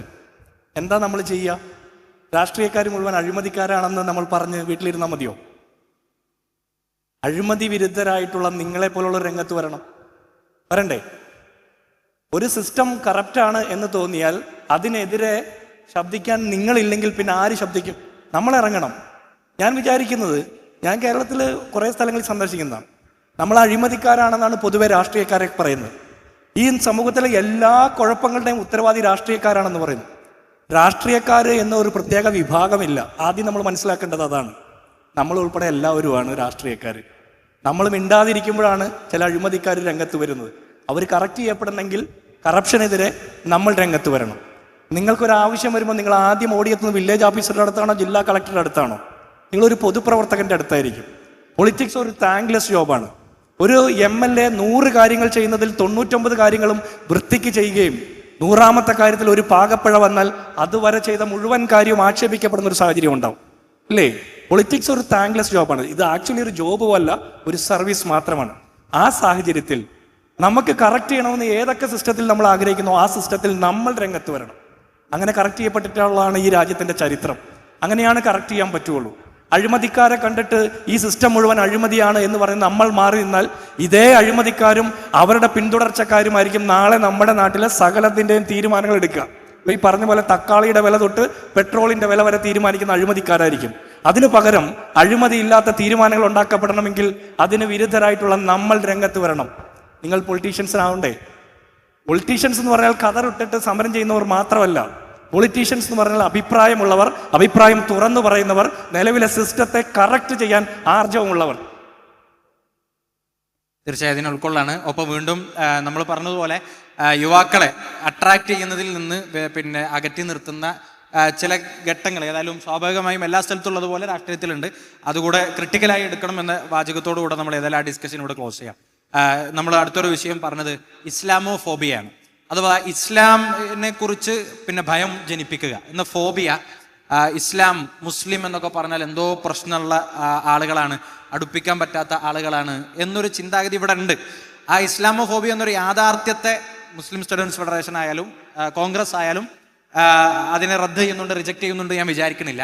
അപ്പോൾ എൻ്റെ ഒരു ചോദ്യം, MSFനോട് എൻ്റെ ഒരു ചോദ്യം, റെസിസ്റ്റ് ചെയ്യാൻ ഇസ്ലാമോഫോബിയ ഇപ്പോൾ ഇവിടെ പറഞ്ഞതുപോലെ നമ്മുടെ അഴിമതിക്കെതിരെ സംസാരിക്കുന്നുണ്ട്, നമ്മൾ സ്വജനപക്ഷപാതത്തിനെതിരെ സംസാരിക്കുന്നുണ്ട്, അക്രമ രാഷ്ട്രീയത്തിനെതിരെ സംസാരിക്കുന്നുണ്ട്. ഒക്കെ സമൂഹത്തിൽ നിലനിൽക്കുന്ന ഇസ്ലാമോഫോബിയക്കെതിരെ നമ്മൾ തീർക്കുന്ന അജണ്ട എന്താണ് എന്നതാണ് MSFനോടുള്ളൊരു ചോദ്യം. ഇസ്ലാമോഫോബിയ ഇന്ന് ലോകത്ത് ഏറ്റവും കൂടുതൽ ചർച്ച ചെയ്യപ്പെട്ടുകൊണ്ടിരിക്കുകയാണ്. എല്ലായിടത്ത് ചെന്നാലും ഒരു ഭീതി, ഇസ്ലാം എന്നാൽ നേരത്തെ ഒരു ഭീതിയെക്കുറിച്ചാണല്ലോ ചർച്ച മുഴുവൻ. ഇപ്പോൾ നമ്മൾ നിൽക്കുന്നത് പ്രൊഫഷണൽ കോൺഫറൻസിലാണ്, നമ്മൾ നിൽക്കുന്നത് മാംഗ്ലൂരിലാണ്. ഞാനിപ്പോൾ വരുമ്പോൾ ഞാൻ സംസാരിക്കുകയായിരുന്നു, ഒരുപക്ഷെ ഇസ്ലാമോഫോബിയയുടെ പേരിൽ ഏറ്റവും കൂടുതൽ പ്രശ്നങ്ങൾ ഉണ്ടായിരുന്ന നാടാണ് ഈ മംഗലാപുരം എന്ന് പറയുന്നത്. കാരണം ചെറിയ കാര്യങ്ങൾക്ക് പോലും എന്തോ സംശയത്തിൻ്റെ നിലയിൽ അല്ലെങ്കിൽ എന്തൊക്കെയോ ഒരു സംശയമാണ്, ഇവരെന്തൊക്കെയോ ഉണ്ടാക്കുന്നു അല്ലെങ്കിൽ ഇവർ പ്രൊഡക്റ്റ് ചെയ്യുന്ന മെസ്സേജുകൾ വേറെ രീതിയിലേക്ക് പോകുന്നു എന്നതാണ്. ഇപ്പോൾ നോക്കൂ, നിങ്ങൾ ഇന്നലെ മുതൽ ഇവിടെ നിന്നു, നാളെ വൈകുന്നേരം വരെ ഇവിടെ ഇരിക്കുകയാണ്. ഇതിനകത്ത് മുഴുവൻ നമ്മൾ ഇസ്ലാമിനെ പരിചയപ്പെടുത്തുകയാണ്.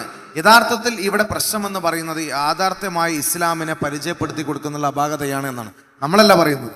ഇപ്പോൾ ഇസ്ലാമിൻ്റെ അർത്ഥം എന്താണ്? ഇസ്ലാം എന്ന് പറയുന്നത് സമാധാനത്തിൻ്റെ, ശാന്തിയുടെ, നമ്മളെല്ലാം വായിക്കുന്ന എല്ലാവർക്കും അറിയുന്ന കാര്യമാണ്. ഇസ്ലാം മാത്രമല്ല, എല്ലാ മതവും അങ്ങനെ തന്നെയാണ് നമ്മുടെ മുമ്പിൽ പറയുന്നത്. പിന്നെ എവിടെയാണ് ഇങ്ങനെ ഒരു സാധനം വരുന്നത്? അവിഹിതമായി നമ്മളെന്തോ നേടിയെന്നെങ്കിലും അല്ലെങ്കിൽ എന്തൊക്കെയോ തരത്തിൽ ഇവർ ഈ രാജ്യത്തിനകത്ത് എന്തൊക്കെയോ ഉണ്ടാക്കാൻ പോകുന്നു എന്ന തരത്തിലൊക്കെ ഒരു മെസ്സേജ് പടർത്തുകയാണ്. ഇത് ആഗോളതലത്തിലാണ്. ഇത് ഒരു പ്രത്യേക ഏരിയയിലോ ജില്ലയിലോ സംസ്ഥാനത്തോ അല്ലെങ്കിൽ രാഷ്ട്രത്തോ അല്ല, ഇത് ആഗോളതലത്തിൽ തന്നെ ഈ വിഷയമുണ്ട് എന്നതാണ്. ഏറ്റവും ഒടുവിൽ നിങ്ങൾക്കറിയാം, ഇവിടുത്തെ മണിപ്പാൽ ഇൻസ്റ്റിറ്റ്യൂട്ടിൽ ഒരു വിദ്യാർത്ഥിക്ക് നേരെ ഒരു അധ്യാപകൻ ഇസ്ലാമോഫോബിയ കാലത്ത് വലിയ വിവാദങ്ങൾ ഉണ്ടായിരുന്നു. അന്ന് ഞാൻ മനസ്സിലാക്കുന്നത് അവിടെ അജ്മൽ കസബിൻ്റെ പേര് വെച്ചിട്ടാണ് ആ അധ്യാപകൻ ആ കുട്ടിയെ ചീത്ത പറഞ്ഞത്. അങ്ങനെ വലിയ വിവാദമായി. IIT-യിൽ നിന്നാണ്, മണിപ്പാൽ IIT-യിൽ നടന്ന സംഭവമാണ്. അങ്ങനെ അവസാനം അധ്യാപകൻ മാപ്പ് പറഞ്ഞു. ആ കുട്ടി പറഞ്ഞു, എന്നെ നിങ്ങൾ പേര് മുസ്ലിം ആയതുകൊണ്ട് എങ്ങനെയാണ്, how can you judge me as an anti പിന്നെ ഈ രാജ്യത്തിനെതിരെ നിൽക്കുന്നവരാണ് എന്ന് എങ്ങനെ നിങ്ങൾക്ക് ജഡ്ജ് ചെയ്യാൻ കഴിഞ്ഞു എന്ന് അധ്യാപകൻ്റെ മുഖത്ത് നോക്കി ചോദിച്ചു എന്നതാണ്. അവസാനം അധ്യാപകൻ മാപ്പ് പറഞ്ഞു എന്നൊക്കെ ശരിയാണ്. അപ്പോൾ എവിടെയാണ് ഇതിൻ്റെ പ്രശ്നം? ഇത് ഒരു ആഗോള തലത്തിൽ ഉണ്ടാക്കുന്ന ഒരു പ്രൊഡക്റ്റാണ്. എന്നിട്ട് അത് രാജ്യത്ത് മുഴുവൻ ഇങ്ങനെ ഹെയ്റ്റ് ക്യാമ്പയിൻ നടത്തുന്നു. ഇതിപ്പോൾ ഇന്ത്യയിൽ പ്രത്യേകിച്ച് ഈ ഒരു കാലഘട്ടത്തിൽ, ഇപ്പോൾ ഭരിച്ചുകൊണ്ടിരിക്കുന്ന ഈ ഫാസിസ്റ്റ് കാലഘട്ടം നമുക്കെല്ലാവർക്കും അറിയാം, ഈ രാജ്യത്തിനകത്ത് വലിയ പ്രശ്നമാണ്. 2 ദിവസം മുമ്പാണ് ഡൽഹിയിൽ ഇതുപോലെ ഫലസ്തീൻ ഐക്യദാർഢ്യ റാലിക്കകത്ത് കഫിയ ധരിച്ച് പെൺകുട്ടികളും ആൺകുട്ടികളും അവിടെ പ്രകടനം നടത്തിയതിൻ്റെ പേരിൽ അവിടെയുള്ള ABVP-കാർ അടിച്ചിട്ട് പറഞ്ഞു, we will not allow Islamic phobia in Delhi എന്നാണ് പറഞ്ഞത്, ഇൻ ദ കൺട്രി എന്നാണ് പറഞ്ഞത്. ഒരു കഫിയ ധരിച്ചപ്പോൾ അല്ലെങ്കിൽ ഒരു ഇസ്ലാമിക വേഷം ധരിച്ച് ഒരു പ്രതിഷേധം സംഘടിപ്പിക്കാൻ അതിൽ മുന്നിൽ നിന്നപ്പോൾ അതുപോലും ഒരു ഇസ്ലാമോഫോബിയായി ചിത്രീകരിച്ചുകൊണ്ട് ഇവിടെ എന്തോ മറ്റൊരു ഇസ്ലാമിക് സ്റ്റേറ്റ് രൂപീകരിക്കാൻ പോകുന്നു, അല്ലെങ്കിൽ അങ്ങനെ ഒരു ചിന്തയിലേക്ക് ഈ സമൂഹത്തെ കൊണ്ടുവരാൻ ഈ ആളുകൾ ശ്രമിക്കുന്നു എന്ന രീതിയിലൊക്കെ മെസ്സേജുകളാണ് കൊണ്ടുവിടുന്നത്. അപ്പോൾ ഇതിനെതിരെ പ്രതികരിക്കാൻ കഴിയുന്ന ഏറ്റവും ഊർജ്ജസ്വലമായ ഒരു തലമുറയാണ് നിങ്ങളെന്ന കാര്യത്തിൽ യാതൊരു സംശയവുമില്ല. നിങ്ങളാണ് ഏറ്റവും ആ മെസ്സേജ് ഏറ്റെടുത്ത് മുന്നോട്ട് പോകേണ്ടത്. യഥാർത്ഥ ഇസ്ലാമിൻ്റെ സന്ദേശത്തെ ജനങ്ങൾക്ക് എത്തിച്ചു കൊടുക്കാൻ കഴിയുന്നവരായി നിങ്ങൾ മാറണമെന്നാണ്. ഇന്ന് നമുക്ക് എല്ലാ നൂതനമായ ടെക്നോളജികളും നമ്മുടെ മുമ്പിലുണ്ട്. എല്ലാ ആശയ സംവിധാനത്തിനും വേണ്ട എല്ലാ സൗകര്യങ്ങളും നമ്മുടെ മുമ്പിലുണ്ട്. ആ സൗകര്യങ്ങളെ കൃത്യമായി ഉപയോഗിച്ചുകൊണ്ട് ഈ നാടിനും ഈ രാജ്യത്തിനും അല്ലെങ്കിൽ ലോകത്തും മുഴുവൻ ഉണ്ടാകുന്ന ഇത്തരം സംശയത്തെ ദൂരീകരിച്ചു കൊടുക്കുവാനും പുതിയ തലമുറക്കിടയിൽ ക്യാമ്പസുകൾക്കിടയിൽ ശക്തമായി അതിനെതിരെ പ്രതികരിക്കാൻ കഴിയുന്ന ഒരു സംഘമായി നിങ്ങൾക്ക് മാറാൻ കഴിയുമ്പോഴാണ് ഇത്തരത്തിലുള്ള ചിന്തകളെ ഈ രാജ്യത്തിനും സമൂഹത്തിൽ നിന്ന് മാറ്റാൻ നമുക്ക് കഴിയുകയുള്ളൂ. അങ്ങനെ കഴിയുന്നൊരു സംഘമായി നിങ്ങൾ മാറട്ടെ എന്ന് ഞാൻ ഇവിടെ ആശംസിക്കുകയാണ്. തീർച്ചയായും നമ്മൾ കോൺഗ്രസ് പ്രതിനിധി ഡോക്ടർ ജിൻഡോ ജോണിലേക്ക് വരുമ്പോൾ ഇസ്ലാമോഫോബിയ ഈ പറയുന്ന ആംഗിളിൽ ഒരു വലിയ പ്രശ്നമായിട്ട് കാണുന്നുണ്ട്. അതൊരു പൊളിറ്റിക്കൽ കോഴ്സാണല്ലോ. ഇസ്ലാമോഫോബിയ എന്ന് പറയുന്നത് ഒരു മതത്തിൻ്റെ പ്രശ്നം എന്നതിനേക്കാൾ ഉപരി ഒരു പൊളിറ്റിക്കൽ കോഴ്സ് കൂടെയാണ്. ഞാൻ ചോദിക്കുന്ന കുറച്ചൊരു സ്പെസിഫിക് ആയ ഒരു ചോദ്യം, ഈ ഇപ്പോൾ പ്രത്യേകിച്ച് നമ്മുടെ നാട്ടിൽ നവനാസ്തികർ എന്ന് അറിയപ്പെടുന്ന ഒരു വിഭാഗം ആളുകളുണ്ട്. അവർ സത്യത്തിൽ നാസ്തികത പ്രചരിപ്പിക്കുന്നതിനേക്കാൾ അധികം അവരുടെ സമ്പത്തും അവരുടെ എഫേർട്ടും അവരുടെ എല്ലാ കാര്യങ്ങളും ചെലവഴിക്കുന്നത് ഇസ്ലാമോഫോബിയ പ്രചരിപ്പിക്കാനാണ്. അതിനൊരു ഈ അടുത്ത് അതിൽപ്പെട്ടൊരു ചങ്ങാതി പറയുന്നത് കേട്ടു, അദ്ദേഹത്തിൻ്റെ തന്നെ സുഹൃത്ത് സംഘപരിവാറിൽ നിന്നടക്കം ഫണ്ട് വാങ്ങിയിട്ടാണ് ആ ഇസ്ലാമോഫോബിയ പരത്താൻ ശ്രമിച്ചുകൊണ്ടിരിക്കുന്നത് എന്ന്. അപ്പം എൻ്റെ ഒരു ചോദ്യം, ആ ഒരു വിഷയത്തെ നമ്മൾ ഗുരുതരമായി കാണുന്നതോടൊപ്പം പൊളിറ്റിക്കലി അതിനെ ടേക്കപ്പ് ചെയ്യാനുള്ള ഒരു ഉത്തരവാദിത്വം നമുക്കില്ല എന്നുള്ളതാണ്. തീർച്ചയായിട്ടും ഉണ്ട്. ഇവിടെ കൂടിയിരിക്കുന്ന നിങ്ങൾ ഇസ്ലാമോഫോബിക്കാണോ? ആണോ? ഉറപ്പല്ലേ? പഹൽഗാമിൽ ഭീകരാക്രമണം നടന്നപ്പോ അതിൽ ഒരു കുതിരക്കാരൻ മരണപ്പെട്ടപ്പോൾ അയാളൊരു മുസ്ലിം ആയതിൻ്റെ പേരിൽ മനസ്സമാധാനം കിട്ടിയ ലക്ഷക്കണക്കിന് മനുഷ്യരാണ് ഈ രാജ്യത്തെ മുസ്ലിങ്ങൾ, അല്ലേ? അങ്ങനെ ഒരു മുസ്ലിം അവിടെ കൊല്ലപ്പെട്ടില്ലായിരുന്നെങ്കിൽ ഈ രാജ്യത്തെ സകല മുസ്ലിങ്ങളും ഓഡിറ്റ് ചെയ്യപ്പെടില്ലായിരുന്നു. കളമശ്ശേരിയിൽ മാർട്ടിൻ പാട്രിക്ക് യഹോവ സാക്ഷികളുടെ പ്രാർത്ഥനാ കൂട്ടായ്മയിൽ ബോംബ് വെച്ചിട്ട് 5-6 പേര് മരിച്ചപ്പോ അല്ലേ പോലീസ് ആരെ അന്വേഷിച്ചു പോയത്? ഏത് മതവിഭാഗത്തിൽപ്പെട്ടവരെയാ ചോദ്യം ചെയ്യാൻ വിളിച്ചത്, ഹൗസ് അറസ്റ്റ് ചെയ്തത്? നിങ്ങൾ പ്രാർത്ഥിച്ചില്ലേ നിങ്ങളുടെ കൂട്ടത്തിൽപ്പെട്ട ഒരാളുണ്ടാവരുതെന്ന്? നിങ്ങൾ ഇസ്ലാമോഫോബിക്കാണോ? നമ്മളെല്ലാവരുമാണ് എന്നുള്ളതാണ് ഏറ്റവും വലിയ ദുര്യോഗം. ഈ രാജ്യം ഇന്ന് ആ ഗതികേടിലെത്തി. എല്ലാ കാലത്തും സോഷ്യലി വീക്കായിട്ടുള്ള ഒരു അപരനെ സൃഷ്ടിക്കപ്പെടണമായിരുന്നു. അത് എല്ലാ കാലത്തും റൈറ്റ് വിങ് പൊളിറ്റിക്സിന്റെ ഭാഗമാണ്. ഇന്ന് പലസ്തീനിൽ ഗസയിലൊക്കെ നരഭേദം നടത്തുന്ന ഇസ്രായേല് അല്ലേ, ജൂതർ, ഒരു കാലത്ത് അവരായിരുന്നു ഏറ്റവും കൂടുതൽ വേട്ടയാടപ്പെട്ടത് ഹിറ്റ്ലറുടെ കാലത്ത്, അല്ലേ? ആ ചരിത്രം പേറുന്നവരാണ് ഇന്ന് ഒരുപാട് നരഭേദത്തിന് നേതൃത്വം കൊടുക്കുന്നത് എന്നുള്ളത് നമ്മുടെ ഗതികേടാണ്. ഈ രാജ്യം നിങ്ങളൊന്ന് ആലോചിച്ച് നോക്കൂ. ഈ രാജ്യത്തെമ്പാടും പരിശോധിച്ചാൽ ഇങ്ങനെ കാണാം. ലോക രാജ്യങ്ങളുടെ ചരിത്രം എടുത്താൽ ഇപ്പൊ നോർവേയിൽ ഒരു ആൻഡ്രൂ ബ്രെവിക് ഉണ്ട്. ബ്രെവിക് ഐഡിയോളജി എന്ന് പറഞ്ഞിട്ടൊരു കൺസെപ്റ്റ് ഒക്കെ ഉണ്ട്. അതായത് തീവ്ര റൈറ്റ് വിങ് പൊളിറ്റിക്സ് ആണ് പറയുന്നത്. അയാൾ അവിടെ ബോംബൊക്കെ വെച്ച ആളുകളെ കൊന്നു കളഞ്ഞിട്ടുണ്ട്. അയാൾ തീവ്ര ക്രിസ്ത്യാനിറ്റിയാണ് പറയുന്നത്. ഞാൻ വിചാരിക്കുന്ന ക്രിസ്തു ഒരു മനുഷ്യനെ കൊല്ലാൻ പറയുന്നതല്ല, കൊല്ലരുത് എന്നുള്ളതാണ് ആദ്യ കൽപ്പന, അല്ലേ? ആദ്യ കൽപ്പന ലംഘിക്കുന്ന ആൻഡ്രൂ ബ്രെവിക്കിനെ പോലുള്ള ആളുകളുടെ പുറകിൽ നോർവേ പോലെയുള്ള രാജ്യത്ത് ലക്ഷക്കണക്കിന് മനുഷ്യരുണ്ട്. അയാൾക്ക് അവിടെ പാർലമെന്റിൽ MP-മാരുണ്ട്. അപ്പൊ ലോകത്താകമാനം ശക്തിയുള്ളവർ ശക്തി ഇല്ലാത്തവരെ ആക്ഷേപിക്കാനും അതിക്രമിക്കാനും ഒക്കെ പല മാർഗങ്ങൾ ഉപയോഗിക്കും. അതിലൊന്ന് മാത്രമാണ് മതം. നമ്മുടെ നാട് ഇസ്ലാമോഫോബിക് ആകുന്നതിൻ്റെ പല കാരണങ്ങളുണ്ട്. അത് അധികാരം ഉറപ്പിക്കാൻ വേണ്ടിയിട്ട് ഒരു അപരനെ സൃഷ്ടിച്ചുകൊണ്ട് വേട്ടയാടുമ്പോഴാണ് ഭൂരിപക്ഷത്തിന്റെ തൃപ്തിപ്പെടുത്താൻ പറ്റുള്ളൂ. അതുകൊണ്ടാ നിങ്ങൾ കേട്ടിട്ടുള്ള വാക്കല്ലേ ലവ് ജിഹാദ്, അല്ലേ? ഈ ലവ് ജിഹാദിനെതിരെ ഏറ്റവും കൂടുതൽ കേരളത്തിൽ സംസാരിക്കുന്ന ഒരു നേതാവ്, അദ്ദേഹത്തിന്റെ മകൻ വിവാഹം കഴിച്ചപ്പോ ഹിന്ദു മതത്തിൽപ്പെട്ട പെൺകുട്ടി മാമോദീസ മുക്കി കത്തോലിക്കയായതിനു ശേഷം മാത്രം കല്യാണം കഴിച്ചെന്റെ പറമ്പിൽ കയറ്റുള്ളൂ എന്ന് പറഞ്ഞു. ആരാ? PC ജോർജ്, അല്ലേ? ഇതേ PC ജോർജ് പൂഞ്ഞാറില് ഇലക്ഷന് ജയിക്കാൻ വേണ്ടിയിട്ട് SDP-യുടെ പിന്തുണ തേടിയിട്ട് കോഴിക്കോട് കടപ്പുറത്ത് വന്ന് പ്രസംഗിച്ചു. എന്റെ അപ്പൻ പ്ലാത്തോട്ടത്തിൽ ചാക്കോച്ചനാണെങ്കിൽ ഇനി ജീവിതകാലം മുഴുവൻ SDP-യുടെ കൂടെ ആയിരിക്കുമെന്ന്. ഇപ്പൊ നിലപാട് മാറ്റി. അദ്ദേഹത്തിന് ഇൻഷ്യല് മാറ്റിയോന്നൊന്നും ഞാൻ ചോദിക്കുന്നില്ല. മനസ്സിലായി? രാഷ്ട്രീയ ലാഭത്തിന് വേണ്ടിയിട്ട് നേതാക്കന്മാർ അഭിപ്രായം മാറ്റി പറയും. ഒരു കാലത്ത് ഇവർ വിതച്ചിട്ട് പോകുന്ന വിത്തുകൾ അത് വലിയ വൃക്ഷങ്ങളായിട്ട് അതിന്റെ കായ്കൾ നൽകുമ്പോൾ സമൂഹത്തിന്റെ സെക്യുലർ ഫാബ്രിക് നഷ്ടപ്പെടും. ഒരു ബിഷപ്പ് ലവ് ജിഹാദിനെ കുറിച്ച് പറഞ്ഞു. മറ്റു ചില ആളുകൾ നാർക്കോട്ടിക് ജിഹാദിനെ കുറിച്ച് പറഞ്ഞു. ക്രൈം ചെയ്യുന്ന മനുഷ്യർക്ക് ജാതിയും മതവും ഇല്ല. ഒരു മതവിശ്വാസവും പാലിക്കാത്തവരാണ് ക്രൈം ചെയ്യുന്നത് എന്നാണ് എൻ്റെ ഒരു കാഴ്ചപ്പാട്. മതങ്ങൾ പഠിപ്പിക്കുന്ന മോറൽസ് കൃത്യമായി പാലിക്കുന്നവർ ക്രൈം ചെയ്യോ? ഇല്ല. ഒരു ക്രൈസ്തവനായാലും മുസൽമാനായാലും ഹിന്ദു ആയാലും മതങ്ങൾ പഠിപ്പിക്കുന്ന മൂല്യങ്ങളിൽ നിന്ന് വ്യതിചലിക്കുന്നവരാണ് കുറ്റവാസനയിലേക്ക് പോകുന്നത്, അല്ലേ? അപ്പോൾ ഇസ്ലാം മതവിശ്വാസികളായിട്ടുള്ള നാമധാരികളായിട്ടുള്ള ആളുകൾ മാത്രം ചെയ്യുന്ന കുറ്റങ്ങൾ മാത്രം ഗ്ലോറിഫൈ ചെയ്യപ്പെടുന്നു. കേരളത്തിലെ ഏറ്റവും വലിയ ഡ്രഗ് കൺസൈൻമെന്റ് നടത്തിയ ആളുടെ പേര് നിങ്ങൾക്കറിയോ?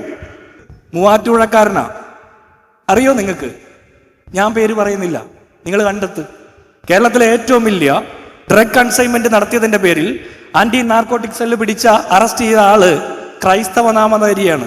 ഞാൻ വിചാരിക്കുന്നത് ഇത്രയും കാലം പള്ളിയിലൊക്കെ പോയിക്കൊണ്ടിരുന്ന ഒരാളാണ്, അല്ലേ? അതിന്റെ പേരിൽ ഏതെങ്കിലും ഒരു ക്രൈസ്തവൻ ഓഡിറ്റ് ചെയ്യപ്പെട്ടിട്ടുണ്ടോ? ഇവിടെ ഡ്രഗ് കച്ചവടം നടത്തിയതിന്റെ, കൊലപാതകം നടത്തിയതിന്റെയോ പീഡനം നടത്തിയതിന്റെ പേരിൽ ഏതെങ്കിലും ഹിന്ദു മതവിശ്വാസികൾ ഓഡിറ്റ് ചെയ്യപ്പെട്ടിട്ടുണ്ടോ? ഏതെങ്കിലും മറ്റ് വിഭാഗത്തിൽപ്പെട്ട മനുഷ്യർ ഓഡിറ്റ് ചെയ്യപ്പെട്ടിട്ടുണ്ടോ? എന്തുകൊണ്ട് മുസൽമാന്മാർ മാത്രം ഓഡിറ്റ് ചെയ്യപ്പെടുന്നു എന്നുള്ളതിന്റെ ആ ചോദ്യത്തിന്റെ ഉത്തരം കണ്ടെത്തേണ്ടത് നമ്മളിൽ തന്നെയാണ്. നമുക്ക് പോലും ഭയമാണ്. നമ്മൾ പോലും ഇവരൊക്കെ സെറ്റ് ചെയ്യുന്ന സ്കെയിലിനകത്ത്, ചതുരവടിവിനകത്ത് നിന്നിട്ടാ ഈ വിഷയങ്ങളെ അഡ്രസ് ചെയ്യുന്നത്. ധൈര്യപൂർവ്വം ചോദ്യങ്ങൾ ചോദിക്കണം.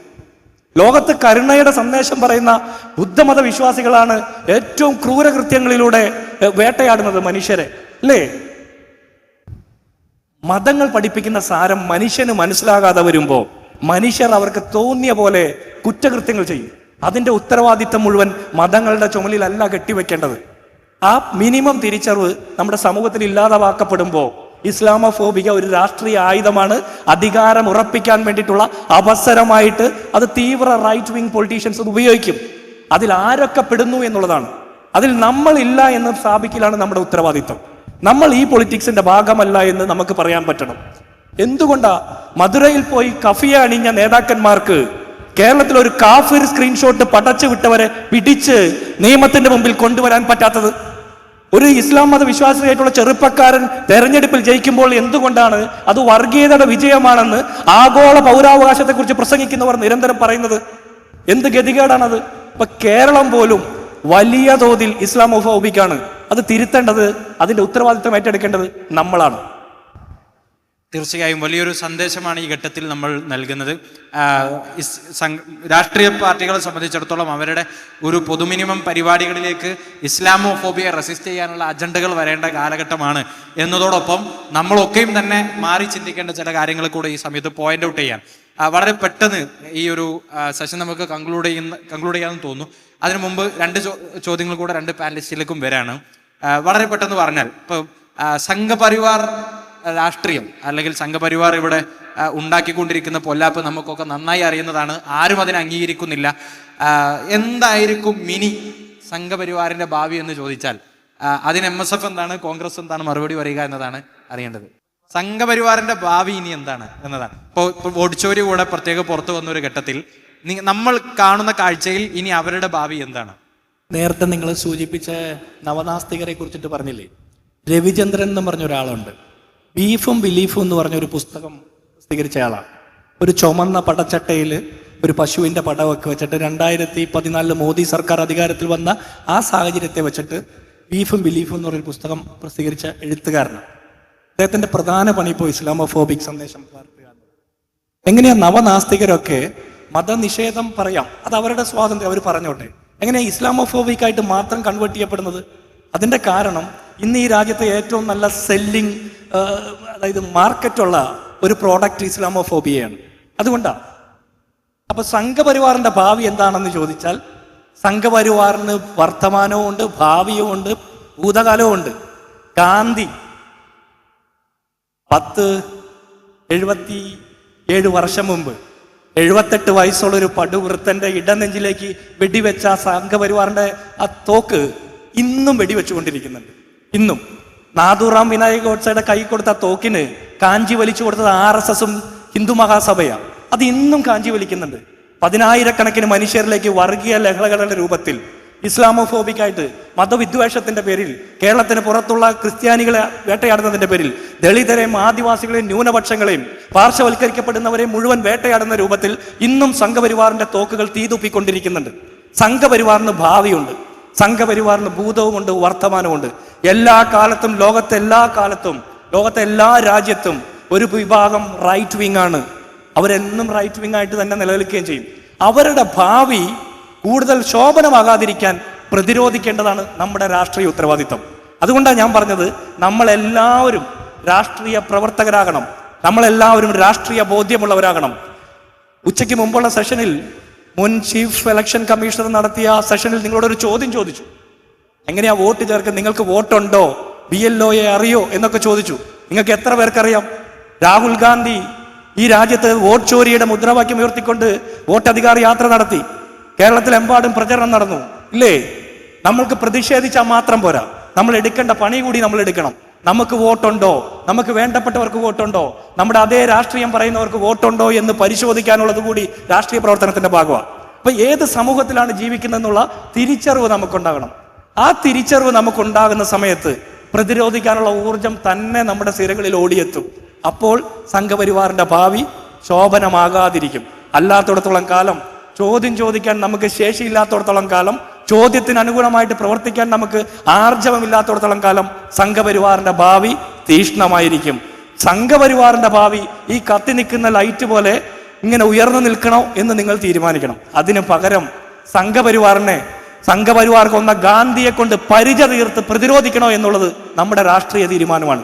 ഗാന്ധിയെ കൊന്ന ഈ ലോകത്തിന്റെ മുമ്പിൽ ഈ രാജ്യത്തെ ഏറ്റവും നല്ല ഒരു ഹിന്ദുവിനെ കൊന്നുകളഞ്ഞ സംഘപരിവാറിന് ഈ രാജ്യത്ത് ഗാന്ധിയുടെ ജനിച്ചു വളർന്ന ഗുജറാത്തിൽ പോലും അധികാരത്തിൽ തുടരാൻ കഴിയുന്നുണ്ടെങ്കിൽ രാഷ്ട്രീയ ബോധ്യം നഷ്ടപ്പെട്ട മനുഷ്യരാണ് ഇവിടെ ജീവിക്കുന്നത് എന്നുള്ളത് കൊണ്ടാണ്.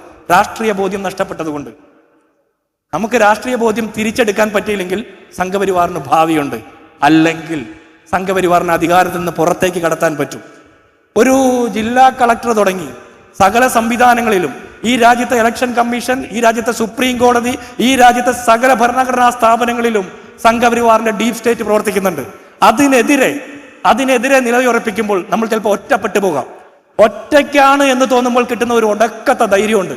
ആ ധൈര്യത്തിൽ ഇങ്ങനെ ഉയർന്ന് ശിരസ് ഉയർത്തിപ്പിടിച്ചിട്ട് നമ്മൾ അങ്ങോട്ട് ശബ്ദമുയർത്തി പറഞ്ഞാൽ പേടിച്ചൊളിക്കുന്നവരാ സംഘപരിവാർ.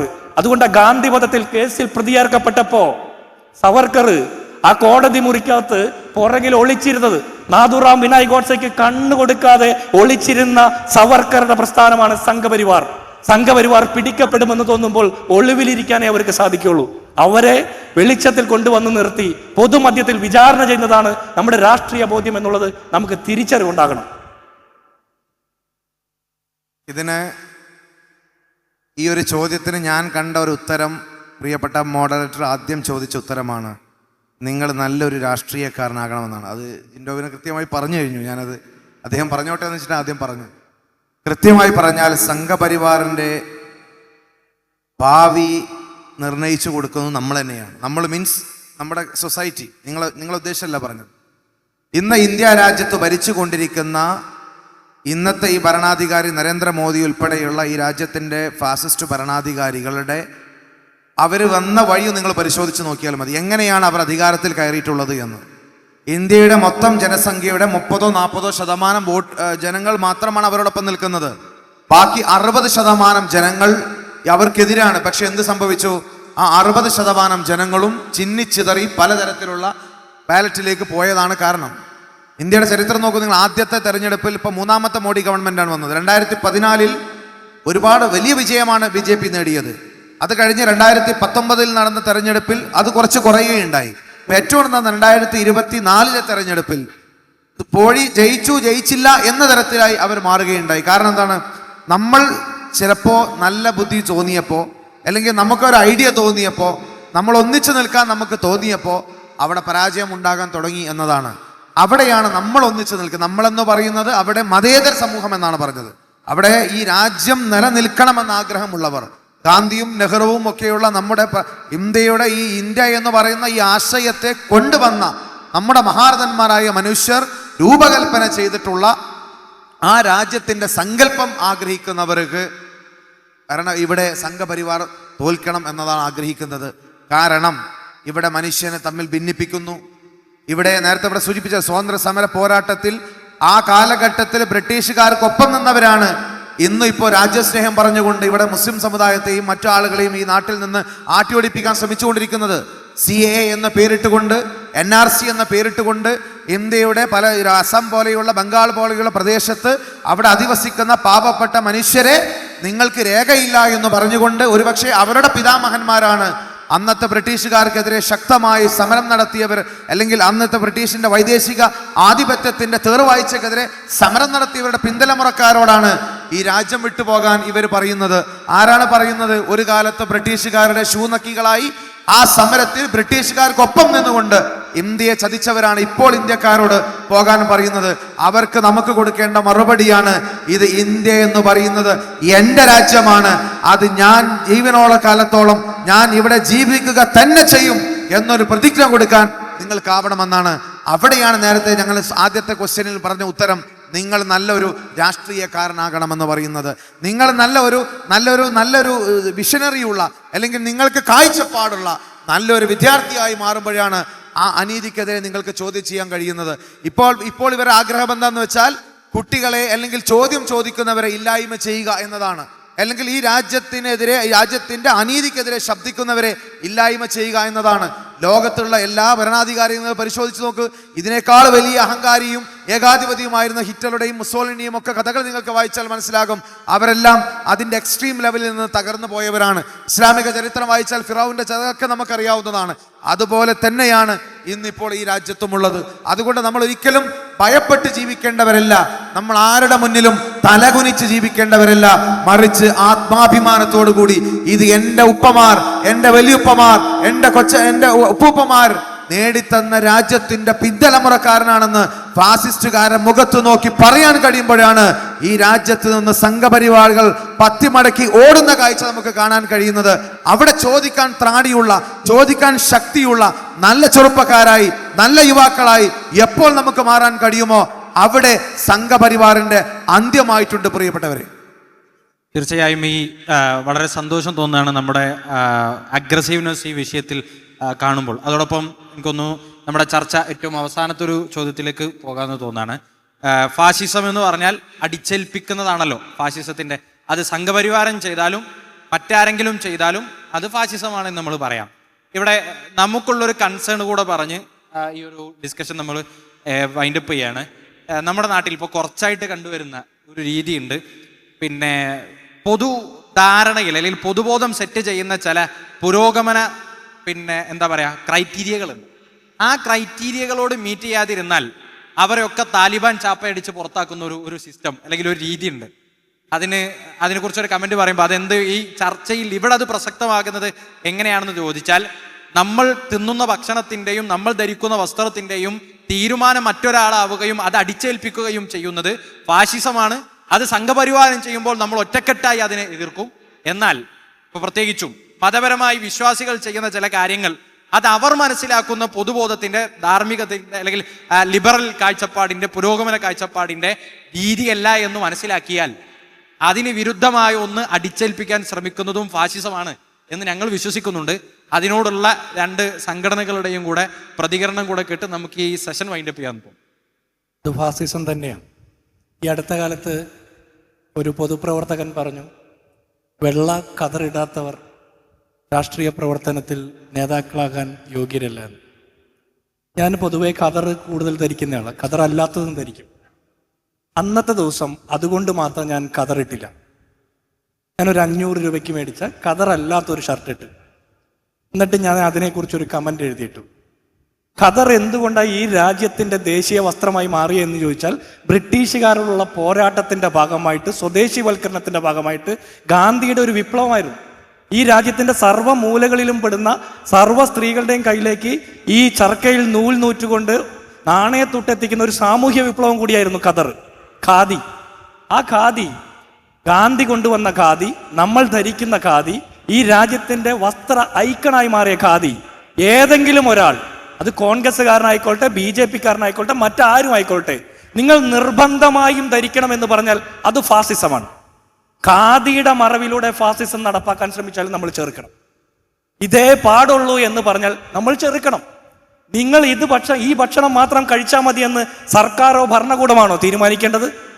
നാട്ടിലെ സ്ത്രീകൾ എങ്ങനെ മുടിവെട്ടണമെന്ന് CPM-ന്റെ സംസ്ഥാന സെക്രട്ടറി പറഞ്ഞതുപോലെ, നാട്ടിലെ മനുഷ്യർ എത്തരത്തിൽ വസ്ത്രം ധരിക്കണമെന്ന് CPM-ന്റെ നേതാക്കന്മാർ പറയുന്നത് പോലെയുള്ള ഒരു തോന്നിവാസമായിട്ടാണ് എനിക്ക് തോന്നിയത്. എൻ്റെ പാർട്ടിയുടെ നേതാവ് പറഞ്ഞാൽ പോലും നിർബന്ധമായിട്ടും കതർ ധരിക്കുന്നവനെ നേതാവാകാൻ പാടുള്ളൂ എന്ന് പറഞ്ഞാൽ അത് തെറ്റാണ് എന്നുള്ളതാണ് എൻ്റെ ബോധ്യം. ഇനി നിർബന്ധിച്ച് എന്ത് നടപ്പാക്കിയാലും, ഇപ്പം അടുത്ത കാലത്ത് സൂംബ വിവാദം ഉണ്ടായി, സ്കൂളിൻ്റെ സമയമാറ്റ പ്രശ്നമുണ്ടായി, ഭിന്നശേഷി അധ്യാപകരുമായി ബന്ധപ്പെട്ട വിഷയമുണ്ടായി, വിവിധ മത സാമുദായിക സംഘടനകളുമായിട്ട് സംസ്ഥാന സർക്കാർ തർക്കത്തിലേർപ്പെടുന്ന സാഹചര്യമുണ്ടായി. ഞാൻ ചോദിക്കുന്നത്, കേരളത്തിലെ പൊതുവിദ്യാലയ ശൃംഖലകളിൽ സർക്കാർ പള്ളിക്കൂടങ്ങൾ കൂടാതെ ഒരു വലിയ ഉത്തരവാദിത്തം ഏറ്റെടുത്ത് നടത്തുന്ന ഇവിടുത്തെ മത സാമുദായിക സംഘടനകളാണെന്നുള്ളതാണ് എൻ്റെ ഒരു ബോധ്യം. അങ്ങനെ ഇരിക്കുമ്പോൾ സംസ്ഥാന സർക്കാർ വിദ്യാഭ്യാസ മേഖലയിൽ കൊണ്ടുവരുന്ന ഏത് മാറ്റത്തെയും കൂടിയാലോചനകളിലൂടെ വേണം എന്നുള്ളതാണ് കോൺഗ്രസിന്റെ ബോധ്യം. അതുകൊണ്ട് മാത്രം നമ്മൾക്ക് അംഗീകരിക്കാൻ പറ്റുന്നതും പറ്റാത്തതുമായ കാര്യങ്ങളുണ്ടാകും. പക്ഷേ നമ്മളെ, അതിൻ്റെ ഒരു ഭാഗമായിട്ടുള്ള നമ്മളെ കൂടി വിശ്വാസത്തിലെടുത്ത് ചർച്ച ചെയ്തിട്ട് വേണം തീരുമാനങ്ങൾ നടപ്പാക്കാൻ. അതിനപ്പുറത്ത് നിങ്ങൾ ഇത് നടപ്പാക്കണം എന്ന് നിർബന്ധിച്ചാൽ അത് ഫാസിസമാണ്. അത് CPM ചെയ്താലും BJP ചെയ്താലും കോൺഗ്രസ് പറഞ്ഞാലും ആര് പറഞ്ഞാലും മറ്റൊരാളുടെ അവകാശത്തിന്മേൽ അടിച്ചമർത്തിക്കൊണ്ട് അധികാരം പ്രയോഗിച്ചാൽ അത് ഫാസിസമാണ്. അത് ഭക്ഷണത്തിൻ്റെ ആയിക്കോട്ടെ, വിദ്യാഭ്യാസത്തിൻ്റെ ആയിക്കോട്ടെ, വസ്ത്രത്തിൻ്റെ ആയിക്കോട്ടെ, എന്തിൻ്റെ കാര്യത്തിലും അതിനെ നമ്മൾ ചെറുക്കണം. അതിനുള്ള സ്വാതന്ത്ര്യമാണ് മഹാത്മാഗാന്ധിയും പണ്ഡിറ്റ് നെഹ്റുവും ഒക്കെ കൂടി ഇപ്പോൾ പോരാടി നേടിത്തന്നത്. ആ പ്രതിഷേധിക്കാൻ, എതിർത്ത് അഭിപ്രായം പറയാനുള്ള സ്വാതന്ത്ര്യം നമുക്കുണ്ട്. ആ സ്വാതന്ത്ര്യം എൻജോയ് ചെയ്യാൻ നമുക്ക് പറ്റിയില്ലെങ്കിൽ നമ്മൾ എങ്ങനെയാണ് ഒരു ഇന്ത്യൻ പൗരനാകുക? നമ്മൾ ഇവരെയൊക്കെ വിധേയപ്പെട്ടിരിക്കേണ്ടത് എന്താ? നമ്മൾ അടിമകളല്ല എന്നുള്ള ബോധ്യം നമുക്ക് നൽകിയത് ഈ രാജ്യത്തിന്റെ സ്വാതന്ത്ര്യത്തിന് വേണ്ടി പോരാടിയ 10,000-കണക്കിന് ധീരദേശാഭിമാനികളാണ്. അവർ നേടിത്തന്ന രാജ്യത്തെ സ്വതന്ത്ര ഭൂമിയിൽ ഇരുന്നു കൊണ്ട് നമ്മൾ ഏതെങ്കിലും ഒരു സർക്കാരിന്റെ തിട്ടൂരത്തിന് വഴങ്ങാൻ പാടില്ല. പകരം നമ്മുടെ ഭാഗത്ത് പുരോഗമനപരമായ അല്ലാത്ത നിലപാടുകളുണ്ടെങ്കിൽ തിരുത്തപ്പെടണം. കാലികമായിട്ടുള്ള അല്ലെങ്കിൽ പുരോഗമനപരമായിട്ടുള്ള മാറ്റങ്ങൾക്ക് നമ്മൾ വിധേയപ്പെടേണ്ടത് തന്നെയാണ്. പക്ഷേ അത് ചർച്ചകളിലൂടെയാണ് നടക്കേണ്ടത്. ഒരു കാര്യം കൂടി പറയാം, നമ്മൾ സ്ത്രീപക്ഷം അല്ലെങ്കിൽ പുരോഗമനം, പൊളിറ്റിക്കൽ കറക്റ്റ്നെസ്, ഇങ്ങനെ കുറേ വാക്കുകൾ നമ്മുടെ സമൂഹത്തിൽ സൃഷ്ടിക്കപ്പെട്ടിട്ടുണ്ട്. ഈ വാക്കുകൾ സൃഷ്ടിക്കുന്നത് അവർ വെക്കുന്ന സ്കെയിലിനകത്ത് നിന്ന് മാത്രം നമ്മൾ പെരുമാറണമെന്നുള്ള ഒരു ഫാസിസം കൂടി അതിനുണ്ട്. അവർ പറയുന്നത് മാത്രമാണ് ശരിയെന്നുള്ളത് അങ്ങനെ കണ്ടെത്താൻ പാടില്ല. അതിന് പുറത്ത് കടന്നിട്ടും കൂടി ചിന്തിക്കണം. നമ്മൾ 3 പേരും അല്ലാതെ ഈ കൂട്ടത്തിലിരിക്കുന്ന ആൾക്ക് 4മതൊരു ഒപ്പീനിയൻ ഉണ്ടെങ്കിൽ അതുകൂടി ചേരുന്നതാണ് ജനാധിപത്യം. ജനാധിപത്യത്തിന്റെ ഏറ്റവും വലിയ സൗന്ദര്യം എന്ന് പറഞ്ഞാൽ എതിർക്കാനും എതിർത്ത് അഭിപ്രായം പറയാനുള്ള അവസരം കൂടിയാ. എതിർക്കുന്നവനെ കൂടി ഉൾക്കൊള്ളുന്ന ജനാധിപത്യ ബോധത്തിന്റെ പേരാ, ആ സംസ്കൃതിയുടെ പേരാണ് ജനാധിപത്യം എന്നുള്ളത്. അത് മനസ്സിലാക്കാത്തത് ഏത് സർക്കാരായാലും നിങ്ങൾ ചെറുത്ത് തോൽപ്പിക്കണം എന്നുള്ളതാണ് എൻ്റെ അഭിപ്രായം. നമ്മൾ ഒന്നിച്ച് ചെറുക്കണം. അത് കാലികമായിട്ടുള്ള മാറ്റങ്ങളെ ഉൾക്കൊള്ളാൻ നമുക്ക് പറ്റുമ്പോൾ തന്നെ നിയന്ത്രിതമായിട്ടുള്ള അടിച്ചമർത്തലിന് വിധേയപ്പെടേണ്ടതില്ല. ഇനി ഇത്തരം ചർച്ചകളൊക്കെ വരുന്നത്, ഞാൻ ഒറ്റ സെക്കൻഡ് കൊണ്ട് അവസാനിപ്പിക്കാം, ഇത്തരം ചർച്ചകളൊക്കെ വരുന്നത് സർക്കാരിന് പ്രധാനപ്പെട്ടത് പലതും മറയ്ക്കാനുള്ളപ്പോഴാണ് ഇത്തരം ചില ഭിന്നിപ്പിന്റെ വിത്തുകൾ വിതയ്ക്കുന്നത്. സർക്കാരിന് നേതൃത്വം കൊടുക്കുന്ന ഭരണകൂടത്തിന്റെ ഭാഗത്തു നിന്ന് അവർക്ക് മറയ്ക്കാനുള്ള മറ്റു പലതും വരുമ്പോഴാണ് ഇത്തരം ചില കാര്യങ്ങൾ എടുത്തിടുന്നത്. സ്കൂൾ സമയമാറ്റമായിക്കോട്ടെ, സൂംബ ഡാൻസ് വിവാദമായിക്കോട്ടെ, അല്ലെങ്കിൽ ഈ പറഞ്ഞ ഭിന്നശേഷി അധ്യാപകരുടെ നിയമനവുമായി ബന്ധപ്പെട്ട വിഷയമായിക്കോട്ടെ, ഏത് വിഷയവും ഇത്തരം ചർച്ചകളിലൂടെയാണ്. ഒരു ഘട്ടം കഴിയുമ്പോൾ സർക്കാർ സെറ്റിൽ ചെയ്യും. അപ്പോൾ എന്ത് സംഭവിക്കും? ആദ്യഘട്ടത്തിൽ സർക്കാരിന്റെ പുരോഗമനപരമായ തീരുമാനത്തിനെതിരെ നിന്ന മത സാമുദായിക സംഘടനകൾക്കെതിരെ സമൂഹത്തിന്റെ ഒരു പൊതുബോധം സൃഷ്ടിക്കപ്പെടുകയും അത് സംഘപരിവാറിന് അനുകൂലമാക്കപ്പെടുകയും ചെയ്യും. ഒരു ഘട്ടം കഴിയുമ്പോൾ സർക്കാർ സെറ്റിൽ ചെയ്യുമ്പോൾ ഈ പൊതുബോധം മാറ്റപ്പെടുന്നില്ല എന്ന് മാത്രമല്ല, സർക്കാർ അതേ സമയം തന്നെ ഈ പറഞ്ഞ സംഘടനകളുമായിട്ട് സെറ്റിൽ ചെയ്യുകയും ചെയ്യും. രണ്ട് പക്ഷത്തെ ഒരുപോലെ തൃപ്തിപ്പെടുത്തുന്ന അധികാരം ഉറപ്പിക്കാൻ വേണ്ടിയിട്ടുള്ള ഭരണകൂടത്തിന്റെ കുൽസിത ശ്രമങ്ങളെ കൃത്യമായ ബോധ്യത്തോടെ തിരിച്ചറിയണം. കണ്ണുണ്ടായാൽ പോരാ കാണണം, കാതുണ്ടായാൽ പോരാ കേൾക്കണം, തലച്ചോറുണ്ടായാൽ പോരാ ചിന്തിക്കണം. ഇന്നത്തെ നമ്മുടെ രാജ്യത്ത് അധികാരം ഉറപ്പിക്കാൻ വേണ്ടിയിട്ട് ഭരണകൂടം ഏതു വഴിയും സ്വീകരിക്കും. അതിനെ തലച്ചോറ് കൊണ്ട് ചിന്തിച്ച് അഡ്രസ് ചെയ്യണമെന്നുള്ളതാണ് എൻ്റെ അഭിപ്രായം.